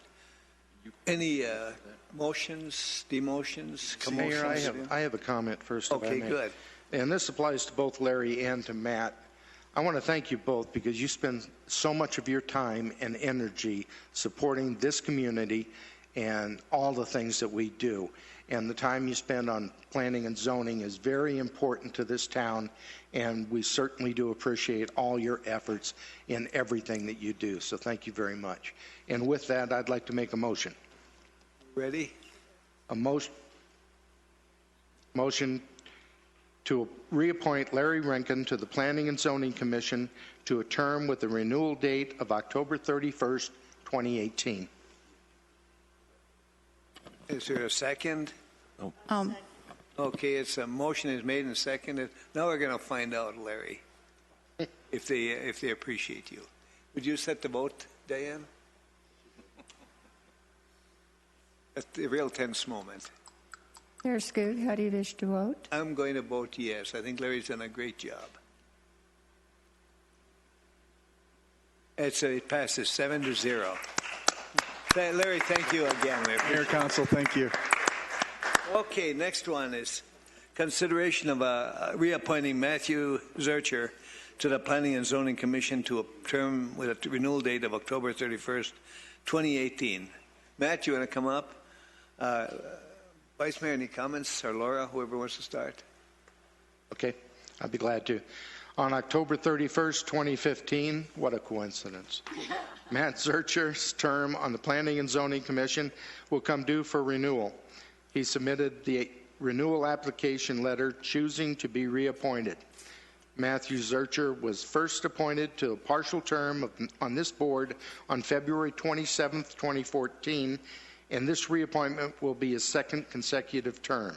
Myself, Council members Mary Mallory and Laura Lee Nye are recommending this reappointment of Matthew Zurcher for a term with a renewal date of October 31st, 2018.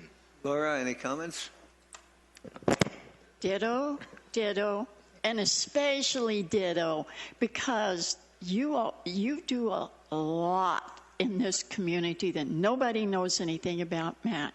So I want to thank you not only for serving on our P&Z, but being a very valued resident in our community. Thank you humbly.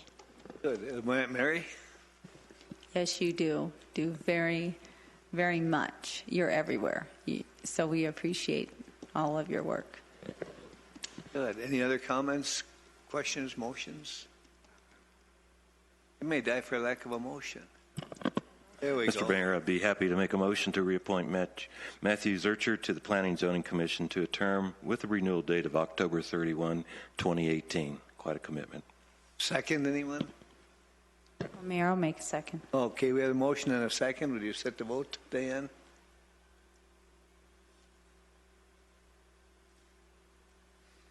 Mayor? Yes. Matt has done a great job for us, too.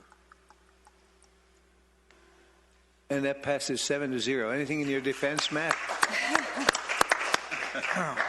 Well, Mr. Mayor, Mr. Vice Mayor, members of council, I thank you again for the opportunity to serve on planning and zoning. It is definitely an honor to serve with the members that we have on there, and I want to also echo what Larry said. I want to commend Richard Parker and his staff. He did not pay me to say anything, by the way, and not yet, but yeah, he'll probably buy me lunch here. Yeah. But I just want to say that they do a great job, and I couldn't ask for a better working environment with planning and zoning. So Actually, thank you. Richard Parker hasn't paid any of us. Well, we sure appreciate. Did we that, get a raise last week? Oh wait. And thank you for your. Yeah, 0-0. That's right. And thank you for your service to us. We appreciate that. Thank you. Both you and Larry. Great guys. And it's people like you that make it work. Okay, we go on to D, consideration of authorizing the mayor to sign resolution number 1936, approving a final development plan, FDP 15-005 for Chick-fil-A. Yes, Mr. Mayor, while they're keying up the visuals, this is a parcel, 36,000 square foot parcel residing in the crossroads on which there is proposed a Chick-fil-A fast food operation. The building is 4,500 square feet, is the prototypical Chick-fil-A. This illustration shows the location proposed. It is consistent with the zoning classification. Once again, the site plan, site layout, there is a drive-through associated with it as well. Chick-fil-A has been aggressively moving forward. We expect to receive the final drawings for their permit application into the coming weeks, and we will dutifully release those permits in short order. They hope to be under construction and be completed by the first quarter of next year. With that, I'd respond to any questions that you have. Questions, anyone? If there are no questions, I'd be glad to make a motion. I think we're ready. Motion to authorize the mayor to sign resolution number 1936, approving final development plan for FDP 15-015 for Chick-fil-A, and to sign any agreement on Proposition 207 by electronic vote. I'll make a second. And we have Mayor. a second. Diane, would you set the vote?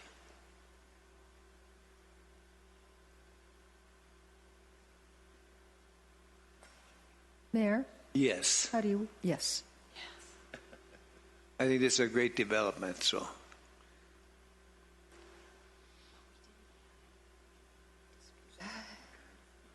There it comes up, and that passes. And Richard, thank you for putting that together. Do you have a comment? No, oh, come on up and tell us. Oh, sorry. Thank you. Ryan Robinson here representing Chick-fil-A. We've had this area on our growth market for several years, and this opportunity opened up at the crossroads for us. We pounced on it. This is a great opportunity for us. Chick-fil-A is very excited to become a member of the community and part of the economy here in Prescott Valley. So thank you for your approval tonight, and we'd like to expeditiously move forward to get under construction and open to start selling some chicken. I'll tell you, our community wants you to expeditiously open it up, too. Yes, So we would love to do go that. for it. Absolutely. We're waiting. Thank you very much. I hear about it every day. Thank you. Good. Thank you. Appreciate that. Richard, put her together. Okay, we go on to numbers E. Consideration of authorizing the mayor to sign resolution number 1937, approving a final development plan, plat FDP 15016 for Granville Unit 7C and 7D1. Before the speaker runs away, maybe we could cajole him to open on Sundays. He's not listening to me. Probably not. We could make a stipulation associated. There's so many people that tell me that they would really like to have it open on Sundays, but in any case, congratulations. I digress. I'm sorry, Mr. Mayor. Mayor, Council, you're considering the final development plan for another phase of Granville. This illustrates the location of those phases. The area to the north has been completely developed and is under construction with residential housing. This will ultimately accomplish, when this is developed, a tie to the Prescott East Highway, so you'll have continuity at that location as well. Proposed is 114 residential lots on approximately 50 acres. The submittal meets or exceeds the town standards and is congruent to the approved preliminary development plan and master plan for Granville. We've received no opposition. I'd respond to any questions you have. Questions, anyone? I think we understand that pretty well, Richard. It was very well put together in a material. Any one on the council, any comments, questions? Mr. Mayor, I'd be happy to make a motion to authorize the mayor to sign resolution 1937 approving a final development plan plat FDP 15-016 for Granville Unit 7C3 and 7D1 and any agreement under Proposition 207. Second, anyone? Marty? I'll second. Okay, with a motion and a second, would you set the vote? And mine is yes, Dan.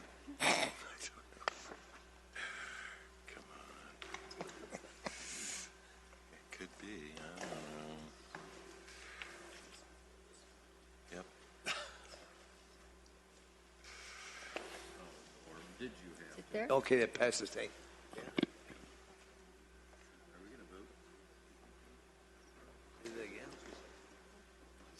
you. Okay, now we move on to F.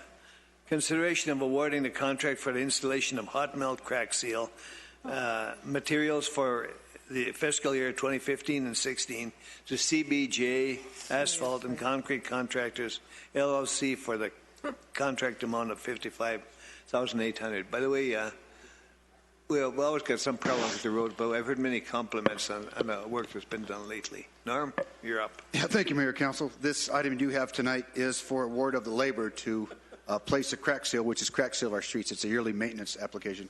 We did talk about this last week in work study in a little more detail, and I brought a few exhibits, but I did tell you I always like to bring a sample. Well, we didn't have one last week because Council may recall October 8th we ordered the material, and it did come in today. So I thought I'd bring a sample. That's just, I guess, what I do every year, play a little show and tell. But this is actual crack seal material that actually goes into the cracks. So it is actually an asphaltic elastomeric engineered material. So there's quite a bit to it. It's just not a tar product, so to speak, but it does have it's a very good product to use in our streets because with the elastomeric abilities, it shrinks and swells at the cracks, which keeps the water out of our subgrades. So I always like to bring a sample when we have one, but that did come in today and comes in little boxes, as you see.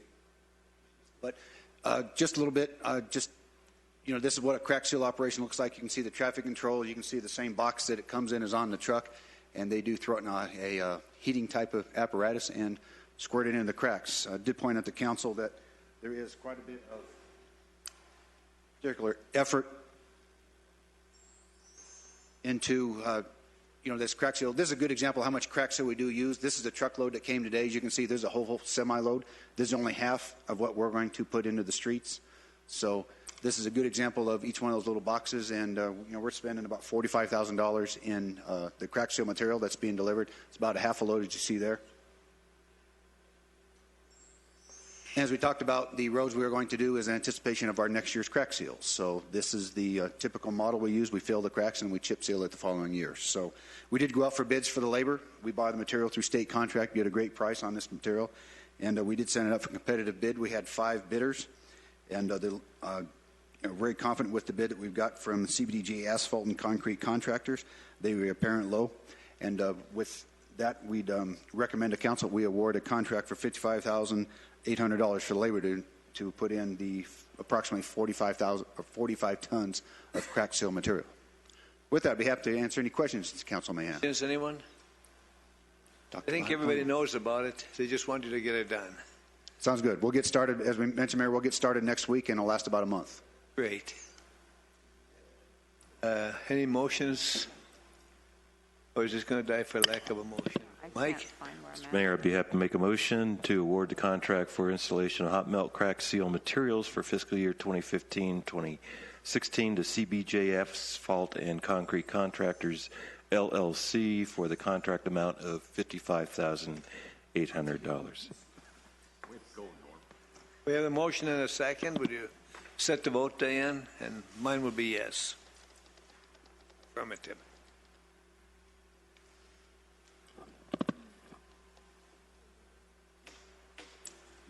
And that passes. Norm? We'll get started, Mayor. Thank you. Get her started. Norm, what's the name of the material that's on the box? It's actually, it's Craftco is the manufacturer, but it is just modified asphalt sealant, it says on the side of the box. Almost looks like a different word from here. That stuff in chunk form. I take it you melt it to put it out, don't you? Stuff's heavy, too. It's heavy to carry back. Okay, we're going to number G, consideration of awarding construction contract for the lowest responsive bidder, asphalt paving and supply, in the amount of $40,081 for the 7th Street water maintenance or water main installation. Project number CIP W350. Neil? Yeah, good evening, Mayor and Council. I believe I was here not too long ago talking about this project. So we've now bid it out. We're going to put a water line connecting 2 long dead-end mains together so that we have redundant service. If we have a water outage, we can serve water from a different direction. We won't have any businesses, or I shouldn't say we won't have any businesses. We will have fewer businesses out of service while we make the repair. We had 5 bids on this project. The lowest bid came in at $40,081 from Asphalt Paving and Supply. And I would answer any questions you might have at this time. Questions, anyone? We did study this pretty heavy. Any questions, comments, motions? There are no questions. I'll make a motion. Okay. I'll make a motion to award a construction contract to the lowest responsive bidder, Asphalt Paving and Supply Incorporated, in an amount of $40,081 for the 7th Street water main installation project, CIP number W350, by electronic vote. Second that, Mayor. Okay, with a motion and a second, you want to set the vote, Diane? Mine is affirmative.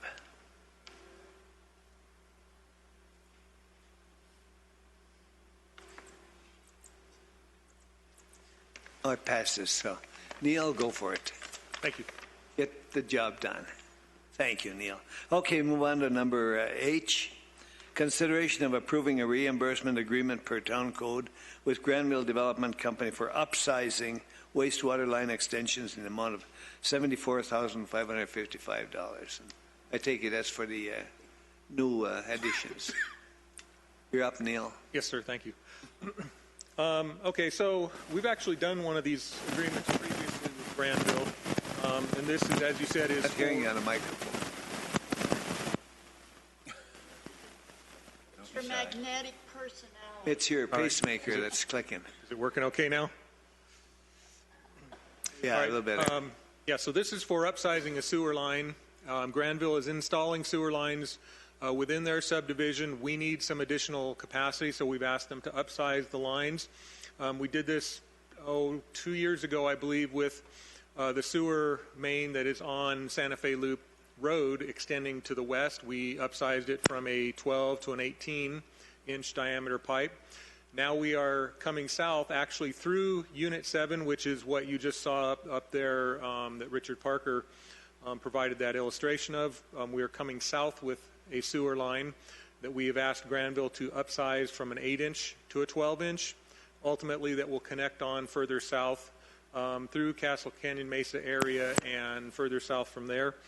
And so our portion of the cost for upsizing that is $74,555. And I believe everything else was covered in your packet here. So if you have any questions, I'll try to answer them. I think everyone understands. Mary? I was going to make a motion. Okay. A motion to award a construction contract to the lowest responsive bidder, asphalt paving and supply. Is this the wrong one? Okay. Never mind that motion. We can do that one again. No. I'll find it. I'm getting the hang of this thing. No. You get the hang of it? I think so. Read it up here if you want. Okay. Motion to approve a reimbursement agreement. Is that the right one? Per Town Code 14-04-070 with Granville Development Company for upsizing wastewater line extensions in the amount of $74,555. Second, anyone? Okay, we have a motion and a second. Will you set the vote? Affirmative.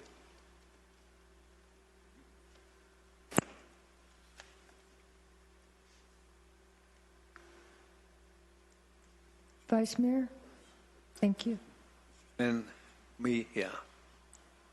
it passes. Neil, go for it. Thank you. We're going to go to number I. Consideration of authorizing the entry into contract number 1501514-01 with Arizona Department of Homeland Security to accept a grant award for CYFD Interagency Joint Mobile Command Post and approve the purchase of the equipment. Chief? Thank you, Mayor. If I could beg just a moment, I don't know if it's appropriate, but Matt Zurcher just presented me with a little gift that I think came from an event that Councilman Marshall and some of his friends helped to organize a few weekends ago, the First Responder Appreciation Event. So is that okay, Mayor? I think we can take a... Oh, look at that. That's nice. That's just great there, Chief. Oh, that's awesome. So I'd just like to say thank you, Councilman Marshall, and to everybody that was involved in coordinating that event. A lot of our personnel were able to go and attend. A lot of first responders from across this Quad City area, frankly, were able to go and really appreciate that support. Thank you guys for what you do. Okay. And Mayor, if you don't mind, I would like to discuss the 4 items at once, if that's okay, because they are all grants that come from one source, if that's acceptable. I think you can do that, yeah. Okay. We may have to have you answer individual questions, but go ahead. All right. So essentially what we have here are 4 separate grant awards that we have received from the Arizona Department of Homeland Security.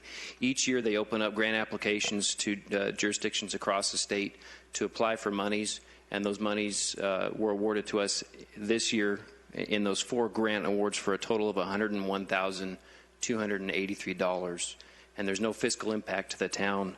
The specific projects that money is going to fund are, first of all, our mobile command center, which is a interagency cooperation project. We have the trailer that we've converted so that we can take it out to scenes where we require access to the internet, as well as to coordinate response to incidents that involve our SWAT team, but also incidents that might involve the response of the police department and the fire department, for example, a hazardous material situation.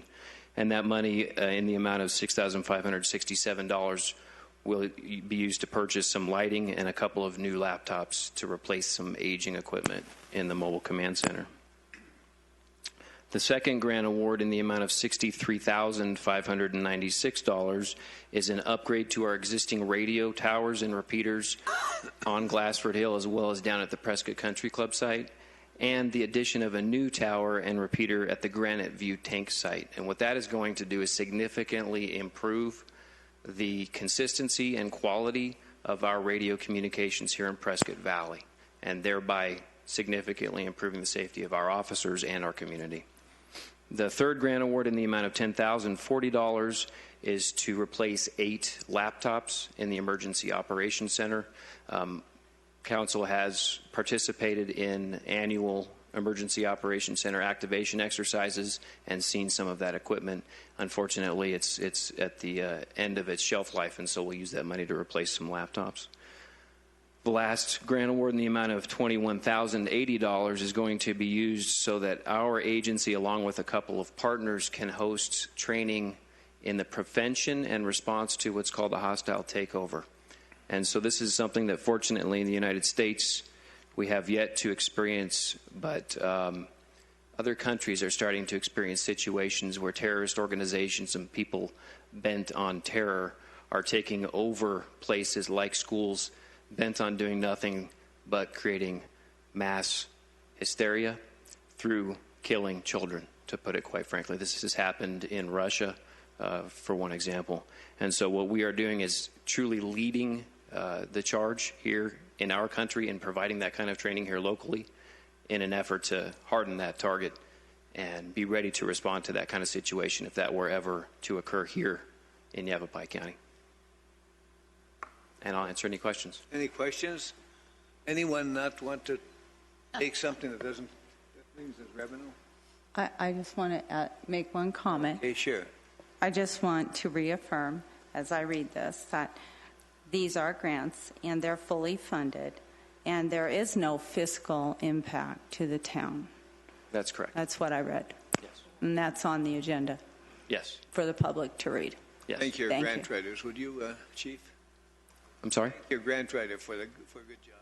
Certainly. Okay, anyone care to? I'll make a motion for the first one.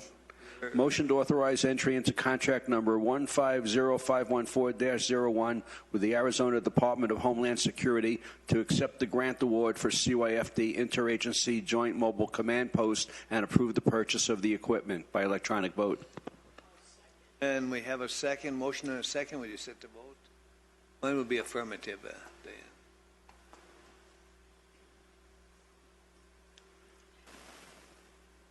And that passes, Chief. Go on to J, consideration of authorizing the entry into contract number 150514-02 with the Arizona Department of Homeland Security to accept a grant award for PVPD enhanced voice radio communication and approve the enhanced.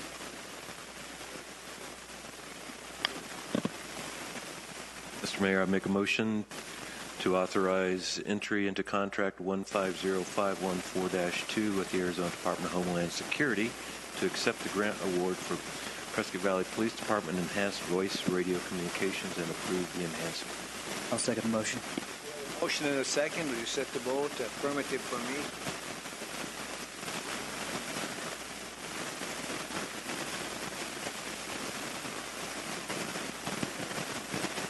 Move on to K, consideration of authorizing the entry of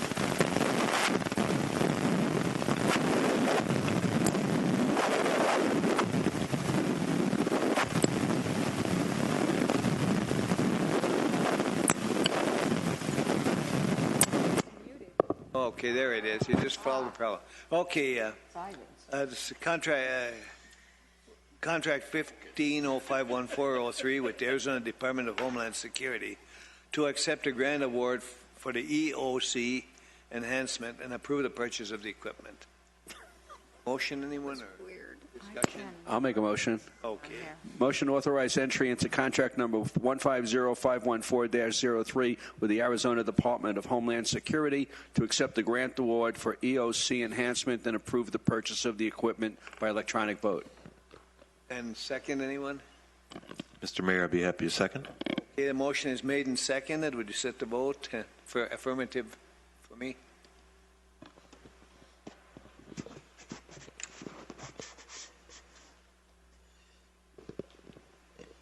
And that passes.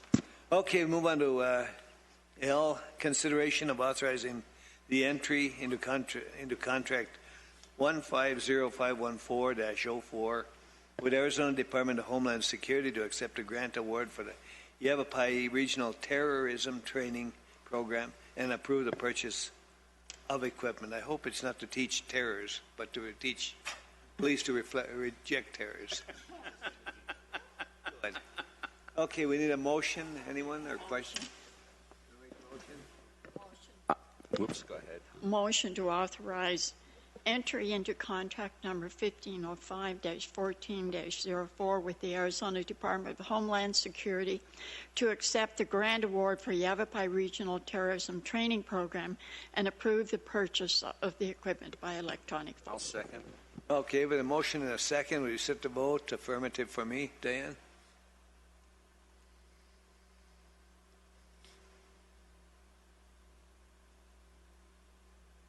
As passes. Keep up the good work, Chief. Thank you, Mayor. And just to acknowledge to your point about those that Done a good job. that wrote the grants, Laura Valenzuela is our grant administrator, and Lieutenant John Woods is our lieutenant in charge of grant writing, and then Christiatu Tiemann, Lieutenant Scott Stebbins, and all of our team that works on our emergency operations and mobile command operations teamed up to get these grants written. So thanks to them. Thank you, Chief. Appreciate it. Mayor, I just wanted to mention how good the deputy chief looks in red shoes.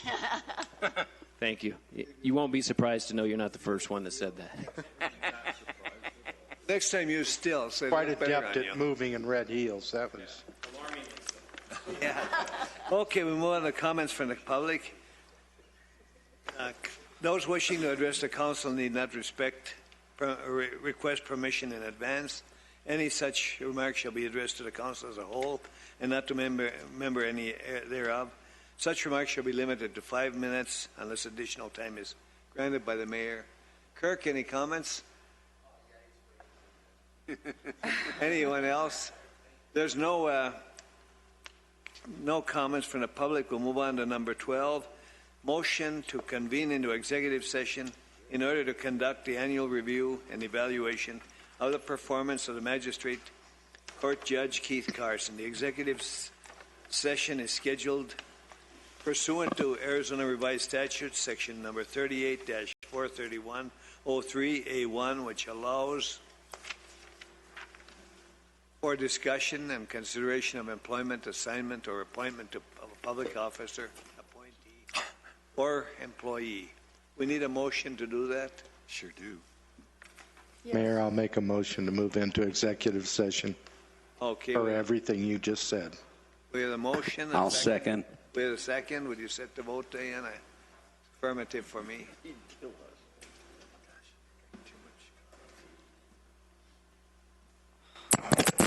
Oh, Yeah. what is that? That's it. Well, what's Yes. everybody doing to the microphones? Mayor, how did you wish to vote on that? Affirmative. And that passes. Okay, we're going to recess.